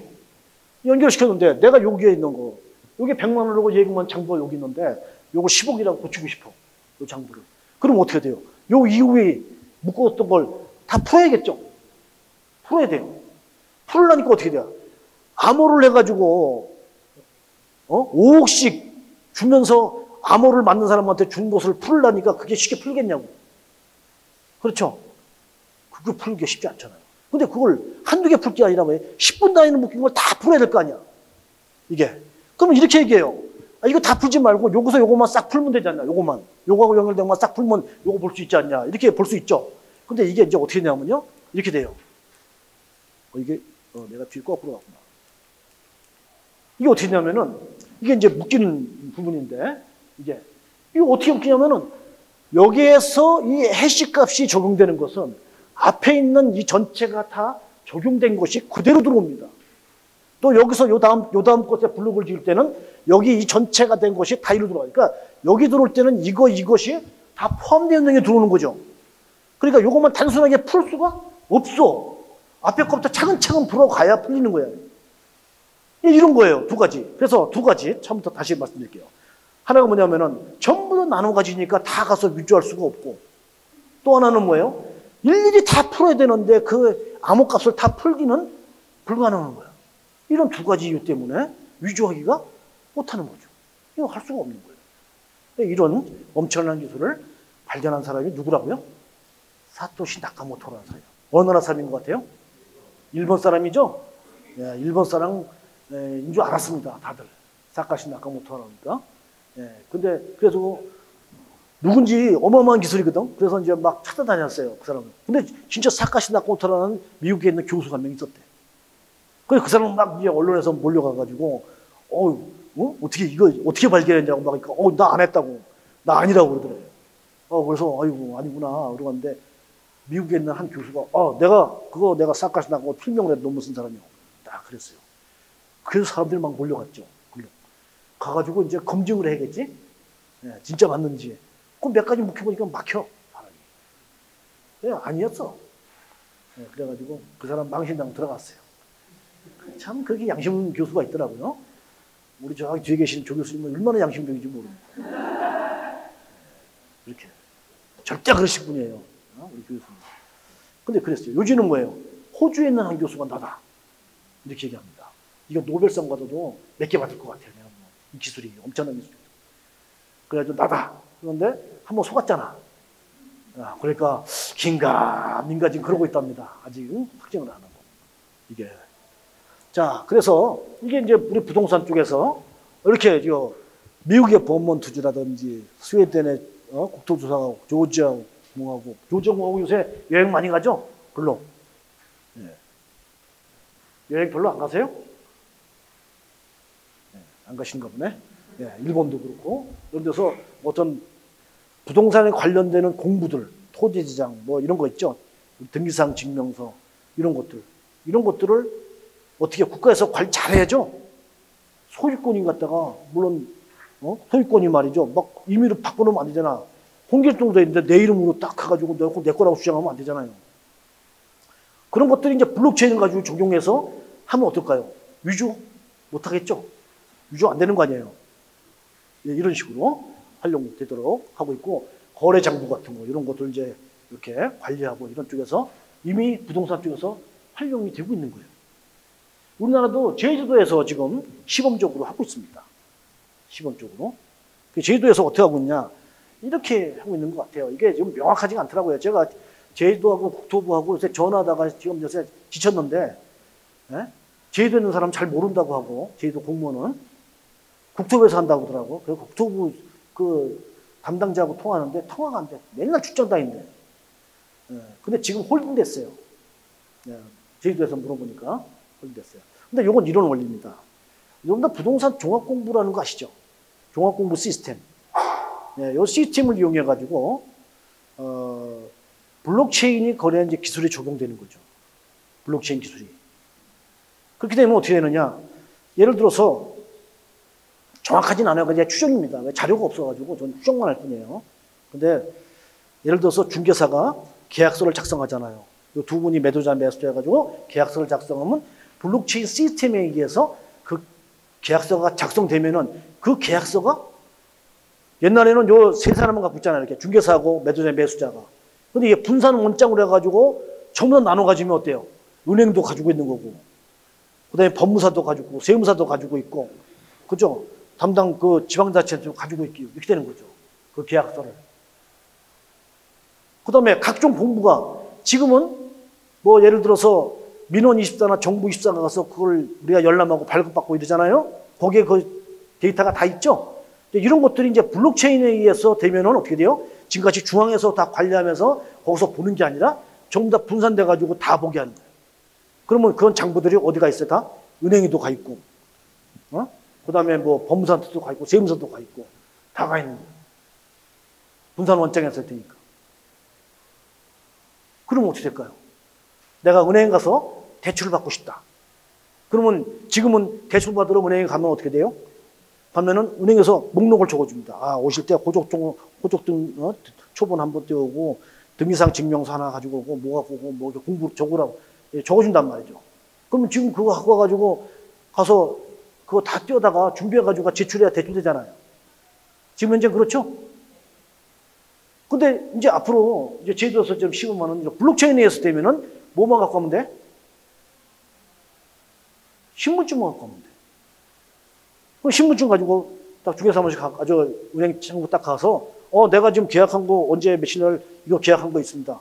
그러세요? 신분증 주세요. 신분증 딱 보면은 중개사 번호 탁 치면은 쫙 나온다. 계약서가. 계약한 곳이 쫙 나와. 예. 계약하시면 맞네. 그래요? 이런 공부 준비해 오세요. 할까 안 할까? 지금은 이런 공부 준비해 오라고 하잖아요. 자료, 그런 거 띄우라고 하잖아요. 공부라고 하면 알죠? 공적 장부. 예, 그걸. 근데 띄우라고 안 할 때가. 띄울 필요 없죠. 다 있는데 뭐, 은행에 다 있는데 뭐. 그러니까 신분증 하나 갖고 오면 해결되는 거야. 그럼 어때요? 시간이 굉장히 단축되겠죠. 그걸 내가 준비했다가 제출하고 이럴 필요가 없는 거지. 예, 이렇게. 여기까지 되는 것 같아요. 내가 전화 통화로 이렇게 해보니까 그 공무원도 잘 모르더라고. 몇 가지 물어보니까 확 막혀. 잘 모르는데 여기까지를 하는 것을 시스템은 작년 연말에 개발을 완료했고 올해 시범 사업을 올해 1년 동안 하려고 하는데 지금 보안성 문제가 걸려가지고 홀딩됐다 이러더라고요. 전화해보니까. 하여튼 우리나라도 좀 그런 사업을 지금 블록체인 가지고 하고 있습니다. 이렇게. 그래서 여러분들이 앞으로 이거 이제 제주도가 잘 시범적으로 잘 적용돼가지고 되면은 그 다음엔 앞으로는 전국적으로 이제 확산할 거란 말이죠. 그럼 여러분들이 이제 앞으로 대출 받을 때 아무것도 갖고 갈 필요 없어요. 도장도 갈 필요 없어. 그냥 신분증 하나만 딱 가져가면 돼요. 자, 이렇게 되면은 어떤 효과가 있느냐. 또 하나 이런 효과가 있죠. 예를 들면은 계약을 한다. 제가 매매 계약을 딱 책 이분하고 했습니다. 근데 이분은 굉장히 신용도가 높고요. 정말 양심적인 분입니다. 사실은. 근데 제가 이제 가정을 하는 거예요. 오해하지 마시고. 근데 이분이 저하고 계약을 딱 했는데 딱 보니까 지금 찝찝해. 야, 믿음이 안 가. 그래서 어떻게 해요? 그래도 계약을 해야겠죠? 이거 안 하면 내가 소리할 것 같아. 그럼 계약을 합니다. 그래서 뒤돌아서 집에 오는데 영 기분이 안 좋아요. 왜? 이분이 내일 또 누가하고 또 계약할지 모르잖아. 아니면 나하고 계약하기 전에 요거 물건 가지고 누가하고 계약했는지 내가 알 수가 있나? 알 길이 없죠. 그럼 뭐 봐야 알아요? 계약서 봐야 되는데 계약서 누구만 갖고 있어요? 계약한 당사자하고 중개사만 갖고 있는데 그거 안 보여주면 확인할 길이 없죠, 지금. 근데 블록체인 가지고 계약하면 어떻게 돼요? 다 나눠 가지니까 이게 계약이 된 건지 안 된 건지 확인할 수가 있겠죠. 그러니까 이중 거래가 근본적으로 차단되는 이런 효과도 있어요. 그래서 우리가 부동산 거래를 이렇게 하다 보면은 어떠냐면은 진짜 믿고 넘어갈 그런 과정이 굉장히 많아요. 지금 현재 상태에서는 돈을 주고받을 때도 그렇고. 근데 그런 것들이 해결이 다 될 수 있다. 이런 것들이. 이게 블록체인 가지고. 자, 이게 이제 제가 이렇게 뭐냐면은 부동산이 거래되는 과정 속에서 우리 블록체인이 적용이 되면은 앞으로 전자성 거래도 가능하겠다 이런 생각이 듭니다. 저는 블록체인 기술을 알고 이게 요게 된다 이런 생각을 했어요. 네. 전자성 거래가 말이죠. 이게 어마어마한 거죠. 여러분들 그 요새 동대문에 의류상가가 다 죽었죠. 왜 죽었어요? 사람들이 말이죠. 가서 옷을 안 삽니다. 가서 보기는 해. 옷을. 사긴 어디서 사? 인터넷에서 사요. 그러니까 상가들이 다 죽어요. 여러분들 토이저러스라고 아십니까? 장난감 파는 매장이 있어요. 토이저러스. 미국에 가면 그 우리나라도 곳곳에 있습니다. 이거 어마어마하게 큰 기업이었어요. 매장에 장난감 파는 데가 막 몇천 개소가 된 거야. 근데 이게 2016년도인가 17년에 망했어요. 파산됐습니다. 왜요? 뭐에 망했어요? 아마존에서 망했어요. 아마존. 사람들이 장난감 사는데 이제는 어떻게 사요? 아마존에 딱 하면은 집에까지 딱 갖다 주잖아. 싸게. 훨씬 싸게. 그거 다 망했어요. 이게 전자성 거래가 이렇게 세상을 바꾸는 거예요, 지금. 우리 부동산도 전자성 거래가 가능하지 않겠는가? 가능하면 어때요? 부동산 거래가 더욱더 활발히 일어나겠죠. 근데 제가 블록체인을 연구하면서 우리 부동산에 전자성 거래가 가능하겠다. 이게. 거래가 이루어지는 과정에서 돈이 오가는 거요? 그것도 마찬가지로 지금은 돈을 주고받으려고 그러면은 제가 현금을 주고면은 이분 제가 솔직히 못 믿겠잖아요. 아니, 원래는 문제 아닌데. 못 믿는다 하면 제가 현금을 주고 싶어도 현금 안 주죠. 은행으로 제가 이체시킬게요. 이럽니다. 그죠? 많이들 그러죠? 네, 은행으로 이체시킵니다. 왜요? 은행이 보증해 주잖아요. 기록이 남으니까. 나중에 이분이 안 받았다고 해도 봐야 여기 은행에 넘긴 게 있잖아. 그러면 직접 줬는데 이분이 나 안 받았어. 그러면 저는 할 말이 없어. 근데 블록체인 가지고 돈을 넘긴다. 그럼 블록체인에 의해서 장부가 남겠죠. 근데 이게 위조가 돼요? 안 돼요? 안 되잖아요. 그러니까 직접 넘겨둬도 어때요? 전혀 문제가 없어요. 그럼 은행이라는 게 필요해 안 필요해? 그런 이체시킬 때 은행 역할이 있을 필요가 있어 없어요? 없어요. 직접 넘겨도 돼요. 그래도 완벽하게 넘어가는 거예요. 이런 것들이 위조 안 되고. 그렇죠? 예, 이런 거. 그 다음에 계약하는 것도 스마트 계약이에요. 스마트 컨트랙트 이렇게 합니다. 그러니까 스마트 계약이라는 것은 어떤 프로그램을 시켜가지고 어떤 조건이 형성되면 자동적으로 계약이 딱 이루어지게끔. 예, 그렇게 프로그램 맞춰가서 하는 계약. 그걸 스마트 계약이라고 해요. 이것이 이제 블록체인에 의해서 이루어지거든요. 그래서 무슨 부동산 계약도 이 스마트 계약이 앞으로 많이 이제 활발하게 이렇게 될 거예요. 예, 그럼 계약할 때도 직접 사람 만나지 않아도 되는 거죠. 지금 만나가지고 뭐 서로 뭐 얘기하고 뭐 어쩌고 하는데 그런 것들은 어때요? 프로그램화 시켜가지고 그런 여러 가지 합의 조건이 다 만져지면은 자동으로 계약이 딱 이루어지는 거야. 체결되는 거야, 자동으로. 그 직접 사람 만나서 계약할 필요 없겠죠? 네, 이게 필요 없어요. 그 다음에 각종 장부 이런 것들은 어떻게 돼요? 블록체인에서 그런 것들을 다 볼 수 있으니까. 예, 볼 수 있으니까 그렇게 또 하면 되고. 시간이 좀 많이 따는데, 예, 이런 것들을. 그래서 이렇게 거래가 이제 앞으로 이렇게 될 가능성이 있습니다. 어떻게 되냐면은, 이게 이제 토큰화를 해가지고 부동산의 거래가 이루어지고 투자가 이루어진다. 이게 무슨 말이냐? 이게 예를 들어서 10억짜리 아파트가 있어요. 그래서 10억짜리 아파트를 내가 하나 좀 투자를 해야겠다, 뭐 사야겠다. 이러면 어때요? 10억 다 있어야죠? 물론 뭐 전세 끼고서 뭐 할 수도 있지만 하여튼 금액이 다 충족이 돼야 내가 그걸 할 수가 있습니다, 지금은. 근데 블록체인에 의해서 내가 가지고 있는 뭐 어떤 자산이 있다. 그럼 블록체인에 가지고 그걸 토큰화를 시켜요. 토큰화를 시켜가지고 그 토큰을 받은 걸 가지고 내가 10억짜리 아파트인데 내가 거기서 3억만 투자하겠다. 그러면 3억만 투자할 수 있는 거야. 누구는 또 그거 갖고 토큰화 시켜가지고 5억 투자하겠다. 5억 투자. 이런 식으로 부분 투자가 가능해요. 또 여러분들 펀드 같은 거 보면은, 펀드 같은 거, 이거 보면은 어떻게 해요? 여러 가지 이렇게 묶죠. 위험성이 가장 높은 것은 수익성이 크고, 수익률이 크고, 위험성이 낮은 건 수익률이 낮으니까, 높은 거, 낮은 거 다 합쳐가지고, 포트폴리오를 구성해가지고, 투자를 하면은 어때요? 수익률을 훨씬 높일 수 있죠. 그걸 포트폴리오라고 하지 않습니까? 부동산도 마찬가지로 이런 토큰화를 시켜가지고, 블록체인에 의해서 토큰화를 시켜가지고 투자를 하면은 수익률을 훨씬 더 포트폴리오에서 높일 수도 있고, 이런 식으로 앞으로 투자의 개념이 바뀔 수도 있어요. 이미 여기 레이다우라든지 아니면 시큐리타이즈라든지 폴리메스, 하버 이런 데서 현재 이거 갖고 지금 비즈니스를 하고 있어요. 이렇게. 이런 개념은 어때요? 아주 색다르죠? 전혀 다른 개념으로 갑니다. 전혀 다른 개념으로. 이런 식으로. 부동산 거래가, 계약이, 이런 투자가 이런 식으로 바뀌게 됐다는 거죠.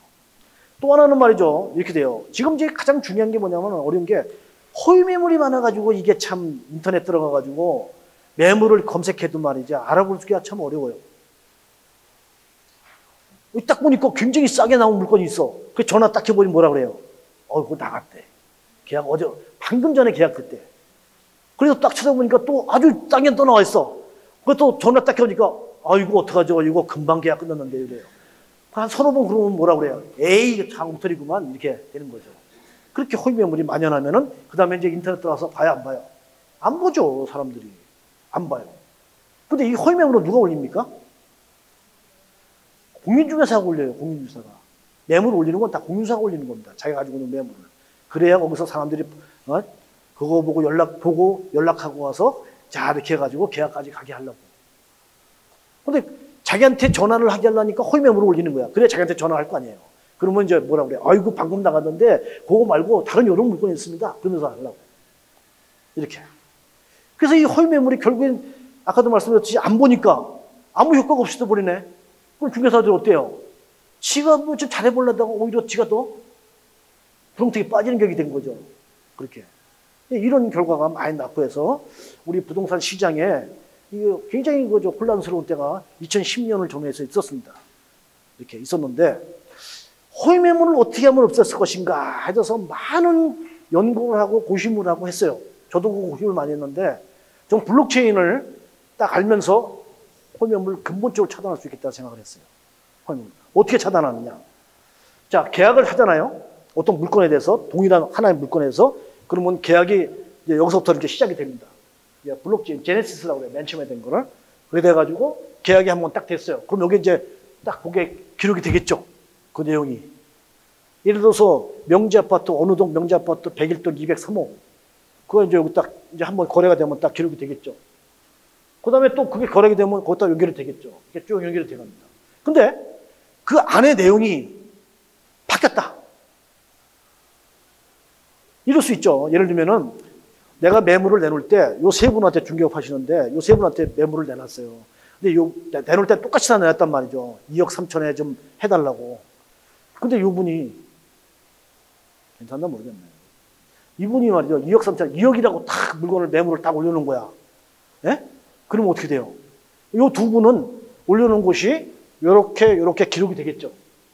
되는데 내용이 바뀌었잖아요. 똑같은 물건의 가격이 이상하게 이 두 분하고 틀린 가격을 했다. 그러면은 이게 블록이 어떻게 냐면은 변기를 합니다. 옆으로 가요. 이게 이렇게 쭉 연결 안 돼요. 이런 블록체인은 이런 특성이 있어요. 연결할 때. 그러니까 이렇게 쭉 가다가 틀려졌다. 두 사람이 했는데 틀렸다. 그러면 하나 틀린 거 이쪽으로 가는 거야. 요거하고 틀린 거는.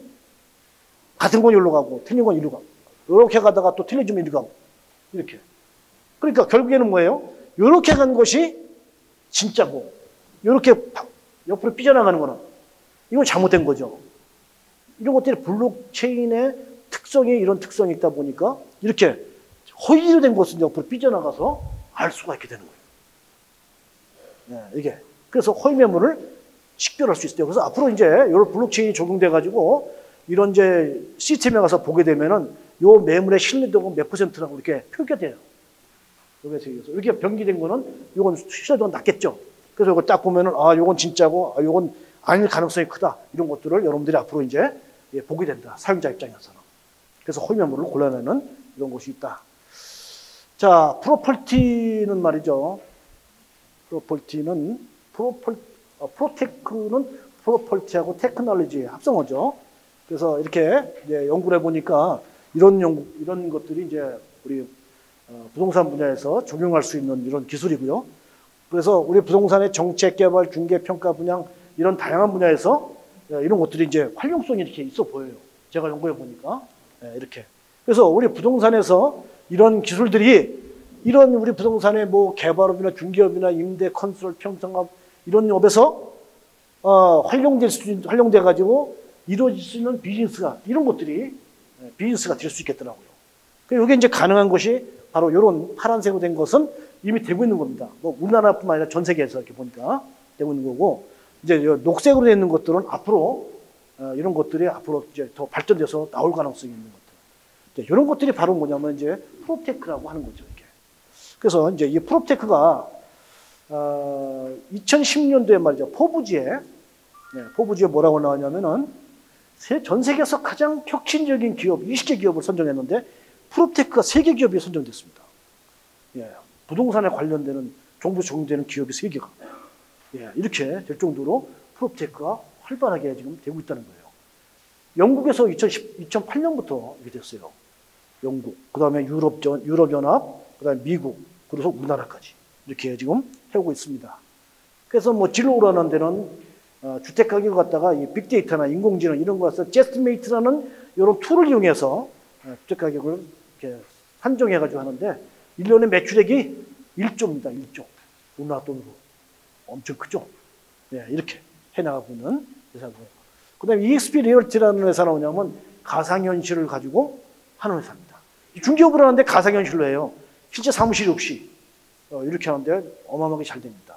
한 13,000명 정도가 중개업에 하고 있어요. 미국의 49개 주에, 캐나다까지 이렇게 하는 기업이고, 그다음 레드핀이라는 회사는 중개 법인인데요. 근데 여기는 온라인과 오프라인을 겸하는 그런 중개업을 합니다. O2O라고 그랬죠. O2O. 네, 이렇게 여기도 엄청나게 잘 되는 유니콘 기업입니다. 유니콘 기업. 그다음 위워크가 최근에 저 소프트뱅크로에서 넘어갔죠. 위워크가 넘어갔어요. 손정현 소프트뱅크 그쪽으로 넘어갔는데 여기도 AI하고 빅데이터를 가지고 이렇게 사무실을 갖다가 가장 효율적으로 이용할 수 있게끔 적은 비용으로 임대할 수 있게끔 이렇게 하는 걸로 해서 우리나라도 한 10개소 정도가 위워크라고 돼 있죠. 그래서 이게 이제 앞으로 말이죠. 사무실이 공실이 많이 된단 말이죠. 공실이. 근데 걱정 안 하는 게 왜 걱정 안 하냐면은 위워크에다가 맡기면 돼. 위워크는 이거 다 소화해. 이 기술을 가지고. 예, 그래서 이렇게 하는데. 그 다음에 이제 부동산의 개발하고 관련한 쪽에서도 이런 프롭테크가 적용됩니다. 예를 들어서 이런 겁니다. 이게 프리페브 주택이라고 있어요. 프리페브 주택. 여기 내가 써놨나? 여기 프리페브 주택이라고 있죠, 여기. 프리페브 주택이냐면은 이게 조립을 하는 식으로 해서 주택을 짓는 겁니다. 이렇게. 그 그림이 없네? 없구나. 예, 그렇게 해가지고. 공장에서 부품을 다 만들어. 주택을. 그래가지고 현장에 와서 조립만 하면은 건물이 탁 주택이 지어지는 거예요. 예, 이렇게 하는 식으로 건물이 앞으로 많이 이쪽으로 확대될 겁니다. 이렇게 프리페브 주택이라고 해요. 공업화 주택이라고 하고 이렇게 표현합니다. 근데 그걸 어떻게 하냐? 인공지능하고 빅데이터로 분석을 쫙 해가지고 다 설계를 쫙 하면은 그 공장에서 그것에 의해서 로봇이 딱 생산을 하고 그 갖고 현장에 와서 조립을 쫙 하는 거예요. 이런 식으로. 그런 식으로 하는 데가 만약에 이제 브루홈즈 여기가 그렇게 합니다. 이렇게. 그 다음에 건물을 갖다가 지금 관리하는데도 이런 빅데이터 인공지능으로 쫙 관리하고 이렇게 하는 쪽으로 하는 회사들이 꽤 많아요. 우리나라에서도 이제 프로테크 하는 기업들 보면은 뭐 클라우드 펀딩 하는 테라 펀딩이라든지 직방다방. 여러분 직방다방 아시죠? 예, 직방다방. 직방이 말이죠. 빅데이터, VR 이런 걸 통해서 1,600억 투자 받았답니다. 1,600억. 예, 골드만삭스 360억 투자 받았어요. 소프트뱅크도 100억 투자했어요. 토탈 지금 한 1,600억 투자 받아가지고 막 볼륨을 키워갑니다. 요 큐픽스라는 거 있죠, 여기. 큐픽스가 뭐냐면요. 가운데다가 카메라를 놓고 사방으로 이렇게 가운데 놓고 여기 딱 찍어가지고 큐픽스에서 개발한 VR에다가 딱 프로그램 넣으면은 이 전체가 쫙 볼 수 있게 해줍니다. 가상현실로 전체를 그런 식으로. 그래서 여러분 직방에 가가지고 거기 VR 그 보는 데가 있어요. 거기 가면은 내부를 쫙 볼 수 있게 해주는 거죠. 이렇게 그렇게 해주는 거. 이렇게. 그다음에 여기 이제 스페이스워크라는 데 있죠. 스페이스워크. 자, 여기서 만든 게 뭐냐면 랜드북입니다. 여러분들 랜드북 아세요? 랜드북. 자, 랜드북에 가서 이렇게 랜드북하고 들어가 보세요. 인터넷으로 들어가시면은 이렇게 지도가 나오고 옆에 이렇게 쭉 나와요. 그래서 여기다가 여러분들이 원하는 지명을 갖다가 딱 넣으면은 저 위에 지명 넣는 데 있죠? 거기다 딱 넣으면은 지도가 그쪽으로 딱 바뀌어요. 그래서 거기다가 보면 지적도 같이 이렇게 딱 지번이 다 나오거든.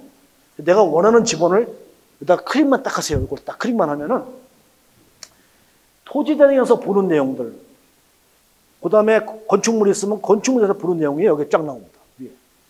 그 다음에 여기다가 건물을 개발한다면은 용적률 건폐를 고려해가지고 건물을 몇 층으로 해서 어떻게 올릴 수 있는지 설계 도면이 딱 그려져요.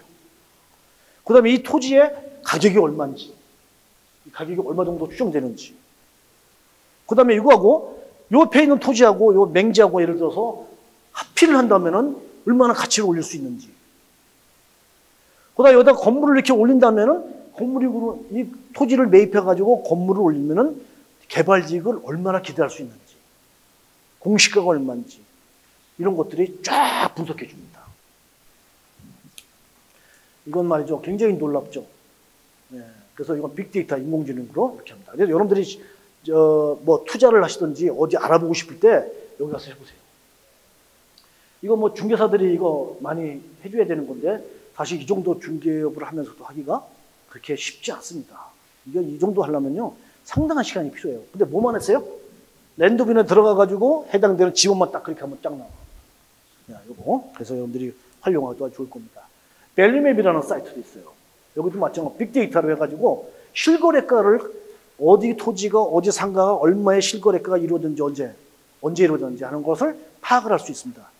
여러분들이 국토부에 가면은 실거래가 홈페이지 있죠? 실거래가 공개 홈페이지 있습니다. 근데 거기 가면은 나오긴 하는데 뭐가 나와요?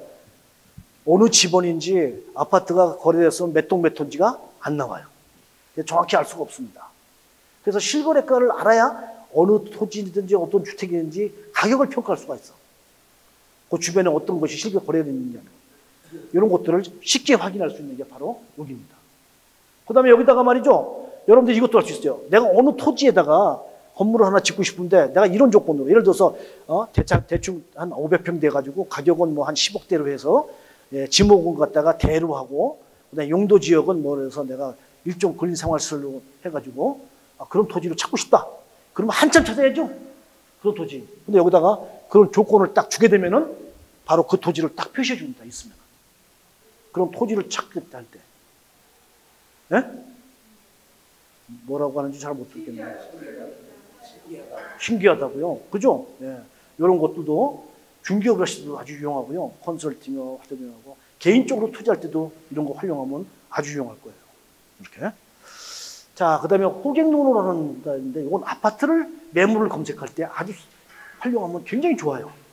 요거 하나 가지고 여기다가 지도를 딱 주시면 아파트 단지별로 이렇게 쫙 나와. 단지만 딱 클릭하면은 아파트 단지에 있는 정보가 종합적으로 다 됩니다. 쫙. 그 지역에 어떤 개발 소재거리가 있는지까지 다 보여줘.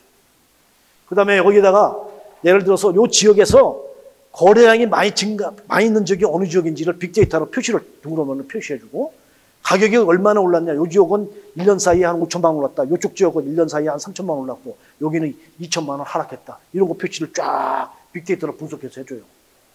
그 다음에 출근하려고 하는데 내가 강남으로 출근하려면은 대략 시간이 얼마 정도 걸리는 지역이 얼마 되는지 이런 분석을 쫙 지도상에다가 표시를 쫙 해주는까지 해줘요. 아주 좋습니다. 이거 잘 활용하세요. 그 다음에 또 이럴 수 있죠. 예를 들어서 어느 토지가 있어요. 야, 여기다가 내가 아파트를 아주 단독지로 지을 수 있을까? 근데 용도 분석을 다 해봐야죠. 약간 복잡하지 않습니까? 예. 그 다음에 거기다가 건물을 짓는다고 하면은 내가 조적적으로 짓는다. 그러면 건축비가 얼마 들까? 아니면 거기다가 내가 콘크리트 지으면 얼마 들까? 건축비가? 이런 거 궁금하잖아요. 알 수가 없죠. 그래서 어떡하냐? 대략 이제 처음에 내가 토지를 하나 사가지고 거기다 건물을 짓겠다고 하면은 그 토지를 가지고 가가지고 토지대항을 가지고 건축사 사무실 가요. 설계 사무실 가가지고 거기서 좀 알려주세요. 그럼 거기서 이제 해주고 간단 말이에요. 근데 그럴 필요 없이 여기 들어가세요. 여기. 대한건축거래소. 여기 가가지고 딱 하면은 이 집업만 딱 넣으면 말이죠. 이 소재지가 어디고 건물 면적, 연면적 얼마까지 할 수 있는지 여기를. 그 다음에 이렇게 되는데 건폐 용역률이 이렇게 돼서 대략 기질 수 있고 단독택으로 진다 하면 이 기준으로 해서 얼마 돈이 들고 건축비가. 예? 다세대로 하면 얼마, 상가주택 근생활사 하면 얼마 든다. 건축비가. 대략까지 이렇게 다 해줘요. 분석을. 이런 거 건축사무소 가서 해야지 나오는 것들이야. 근데 이런 것들이 분석을 해서 쫙 해줍니다. 예, 이런 것도 아주 유용하죠? 예, 이렇게. 아까 제가 지난 시간에 우리 조 교수님 하신 거 보니까 상가 분석하는 거. 예, 여기 요거죠? 예, 중소기업청이라면 상권정보, 소상공시장진흥공단이에요. 그죠? 중소기업청이 바뀌었죠. 중소벤처기업부로 바뀌었죠. 잘못 썼어요. 중소기업청 아니고. 예, 중소벤처기업부가 아니고 소상공시장진흥공단. 소상공시장진흥공단. 예, 명칭이. 예, 중소벤처기업부 산하기관입니다. 거기서 하는 요 상권정보. 서울시 우리말가게. 그 다음 지오비죠. 요관이는 빅데이터로 상권을 분석해서 해주는 거니까 그런 것도 이용하죠. 자, 여기에 이런 이제 사이트들이 바로 부동산 정보를 검색하고 활용할 수 있는 그런 정보 시스템들입니다. 이런 것들이 있고, 그 다음에 여기에 이제 이런 이제 어플들이 있는데요. 스마트폰에서도 할 수 있는 것들. 여기에 쭉 제가 해놨어요. 이런 것들. 이런 것들을 잘 활용하시면 좋죠. 이렇게. 그리고 뭐, 이렇게 조금만 해보면 다 알 수 있어요. 그렇게 해서 사용할 수 있도록 하시고. 여기는 제가 이제 투자를 하거나 아니면 중개사들이 중개업을 할 때 어떻게 하면은 그거를 분석을 좀 정형화시켜서 할 수 있을까? 지금 이제 분석이 어떻게냐면은 정성적인 분석이 아니라 이제 정량적으로 어떤 데이터를 가지고 분석하는 것이 이게 진짜 분석이란 말이죠, 지금은.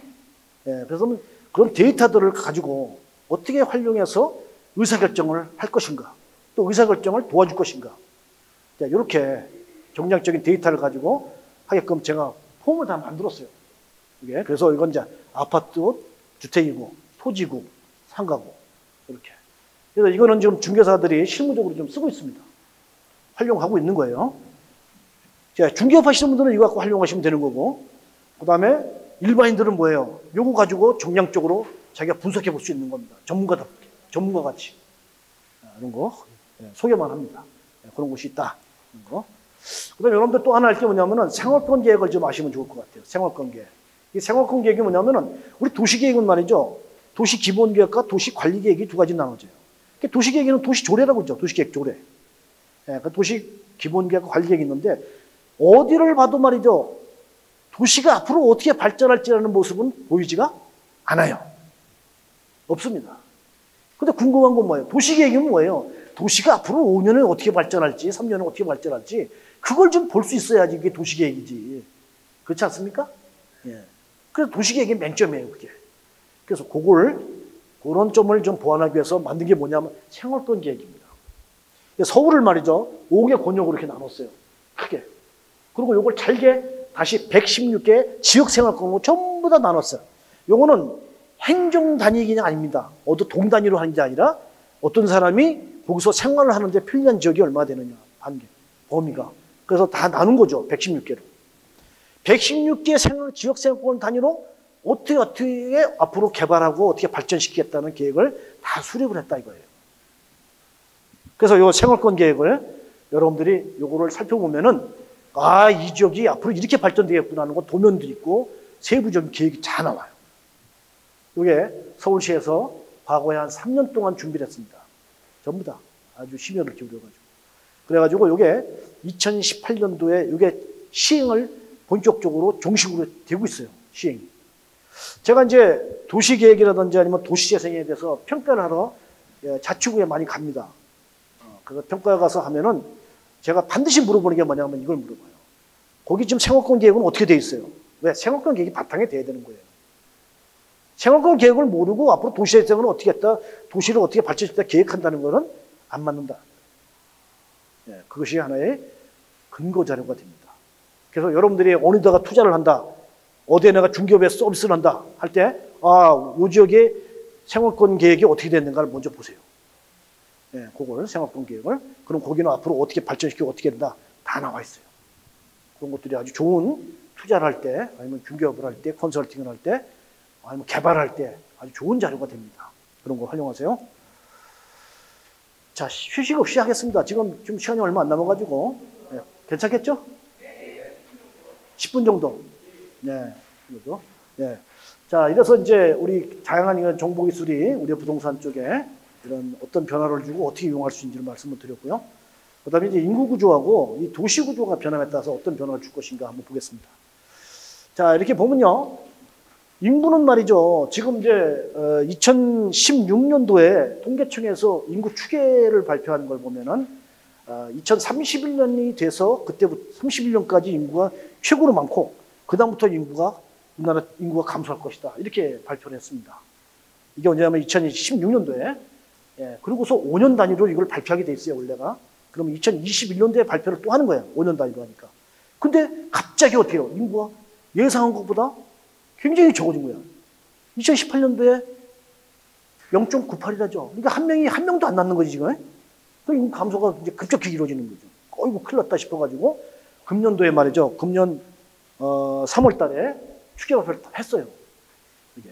했는데 어떻게 했냐. 3년 땡겨져가지고, 땡겨서 2028년부터 감소한다. 3년 땡겼어. 31년에서 28년.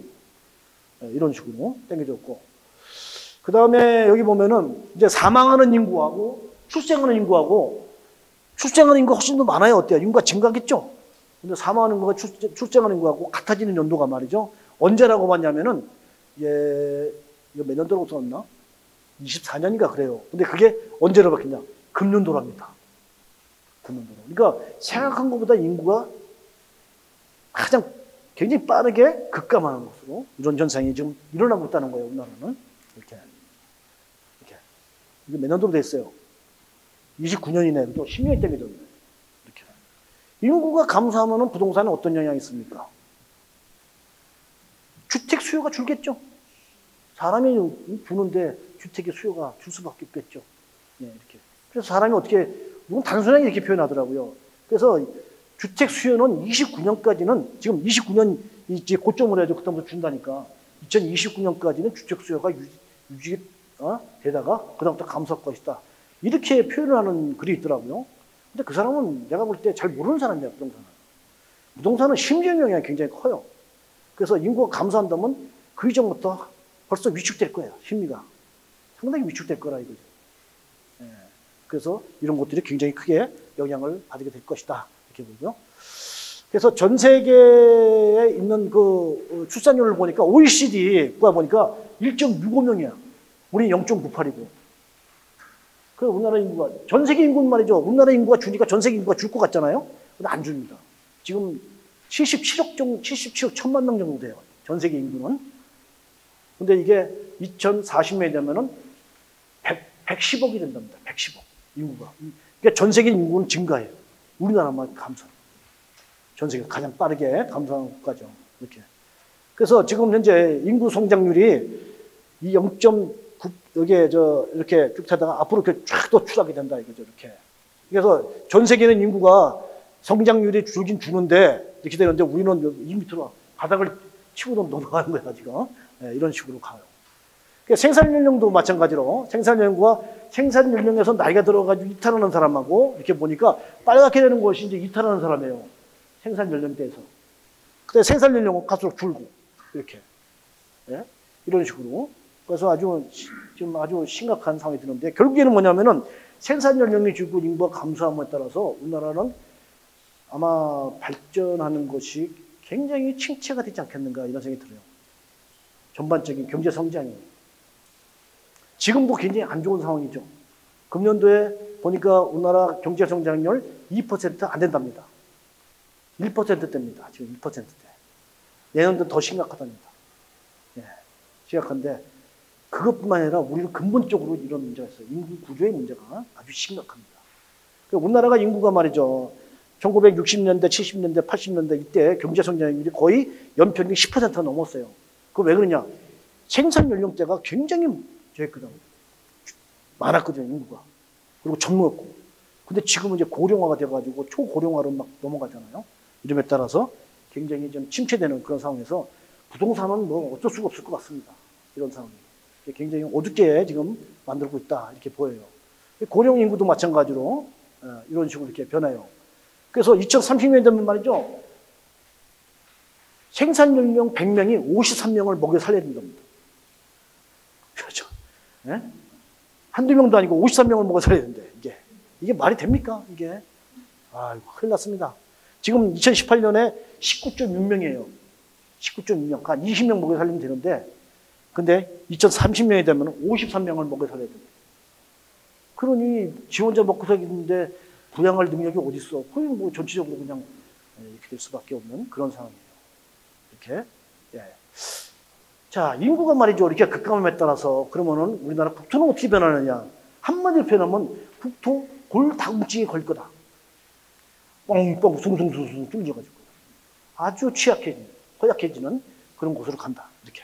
그래서 인구가 여기 파랗게 된 적 있죠? 여기 인구가 감소하는 지역이에요. 이게 2040년이 되면은 인구가 감소해요.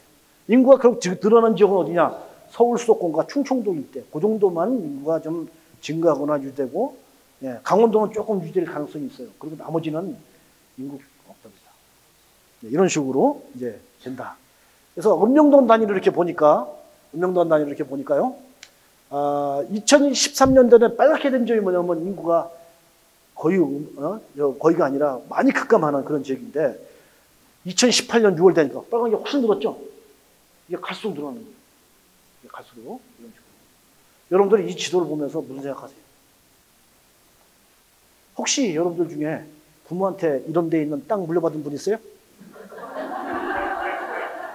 집 물려받은 분 있죠? 없어? 그거라도 있으면 좋겠어요? 있으면 어떻게 해야 돼? 빨리 처분해. 괜히 붙잡고 있지 말고. 그럴 것이 된다. 이거죠. 이렇게. 그렇게. 자, 1인 인구가 많이 증가하죠. 지금. 1인 가구가 27.2%, 2인 가구 26%. 그래서 전체 인구의 한 53.4%가 1인 2인 가구입니다. 이렇게. 이게 거의 수도권의 거의 반 이상이 수도권에 있어요. 이렇게. 1인 2인 가구를 갖다가 쭉 이렇게 분석해 보니까 계획 보면은 돈이 없는 20대, 30대, 60대 이상입니다. 예. 이상 돈이 없어요.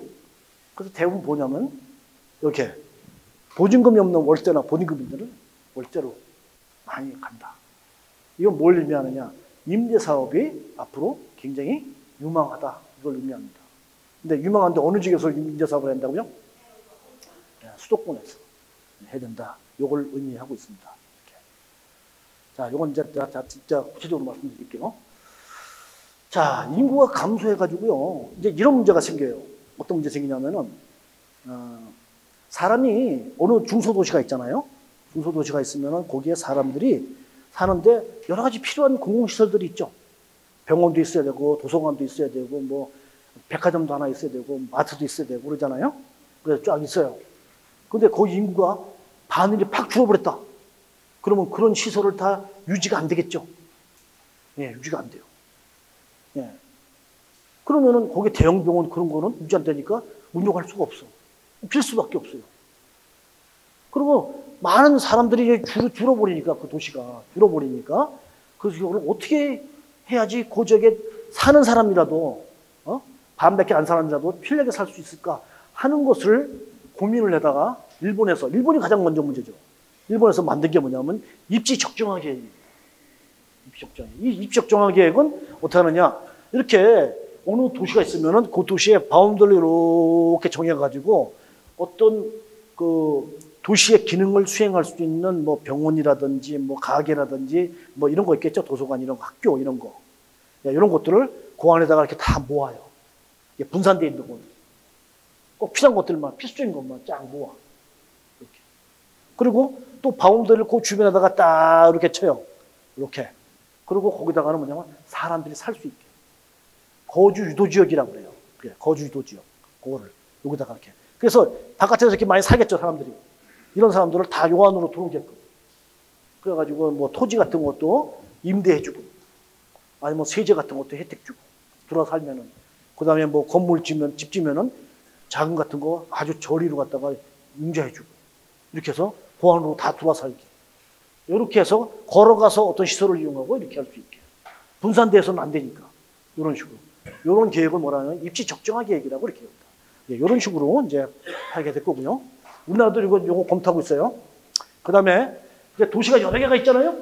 여러 가지 도시를 갖다가 있으면은 그 도시를 그 필요한 게 있겠죠. 대형 병원 가야 될 필요가 있잖아. 병이 커가지고. 그럼 그 사람 가야죠. 그럼 가면 어디로 가느냐? 중간되는 지점에다가 그런 시설들을 다 모으는 거야. 큰 이용을 할 것들.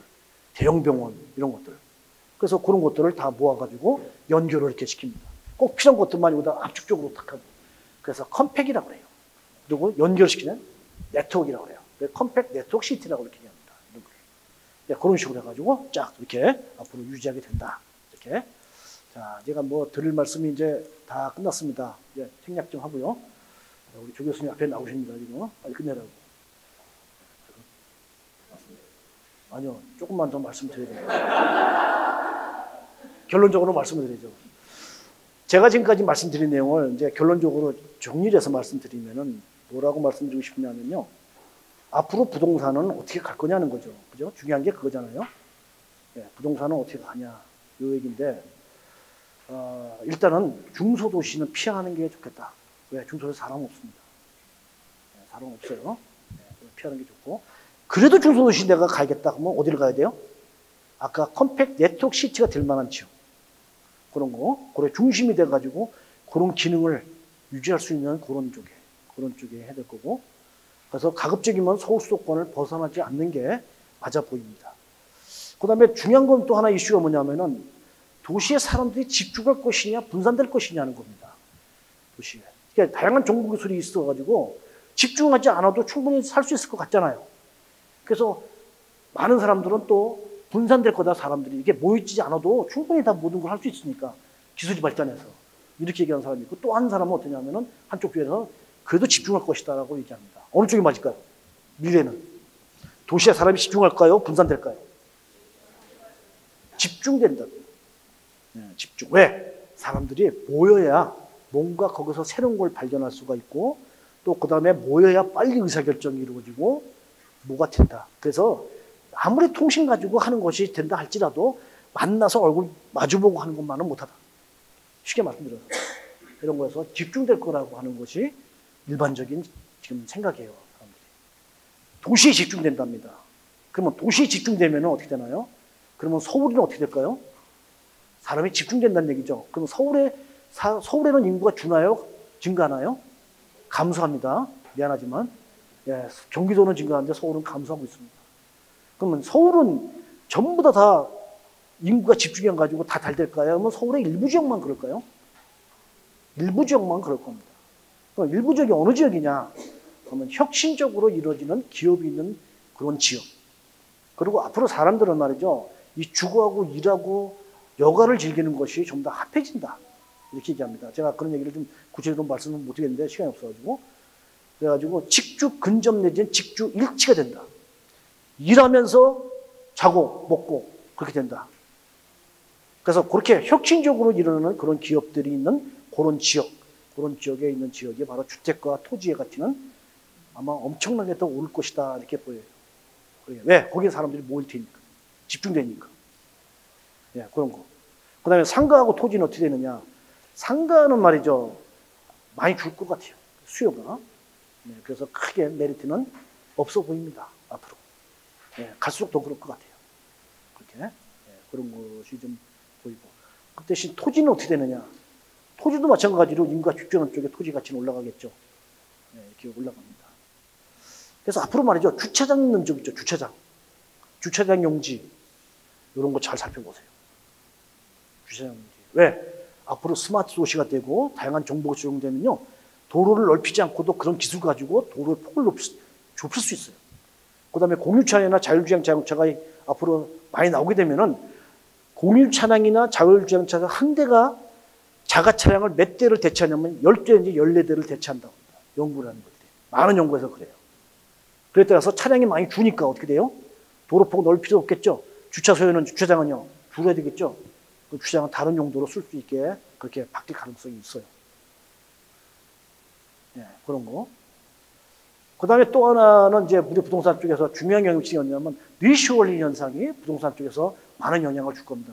이 리쇼얼링 현상이라는 뭐냐면은 외국에 나갔던 기업들이 국내로 회귀하는 걸 갖다가 리쇼얼링 현상이라고 해요. 이런 것들. 그래서 외국에 나간 기업들이 국내로 들어온다. 그럼 들어오면은 공장은 어디 있어야겠죠. 근데 옛날에는 공장이 면적이 커야 되는데 지금 이제 클 필요가 없단 말이에요. 아주 적은 면적으로도 그런 기술을 적용시키면은 적은 면적으로도 공장을 똑같이 생산할 수가 있어요. 그렇게. 그럼 굳이 나갈 필요 없죠. 인건비가 비싸서 국내에서 사람을 못 쓰는데 그거는 이제 로봇이 생산한다면 인건비 걱정 안 해도 되는 거지? 그럼 국내에 들어와요. 그럼 어느 쪽에 들어올 거냐? 그래서 제가 이제 쭉 고민을 해보니까 이렇게 돼요. 서울이다, 여기가. 그럼 서울에 이렇게 가면은 제1외곽순환도로 있죠. 외곽순환도로.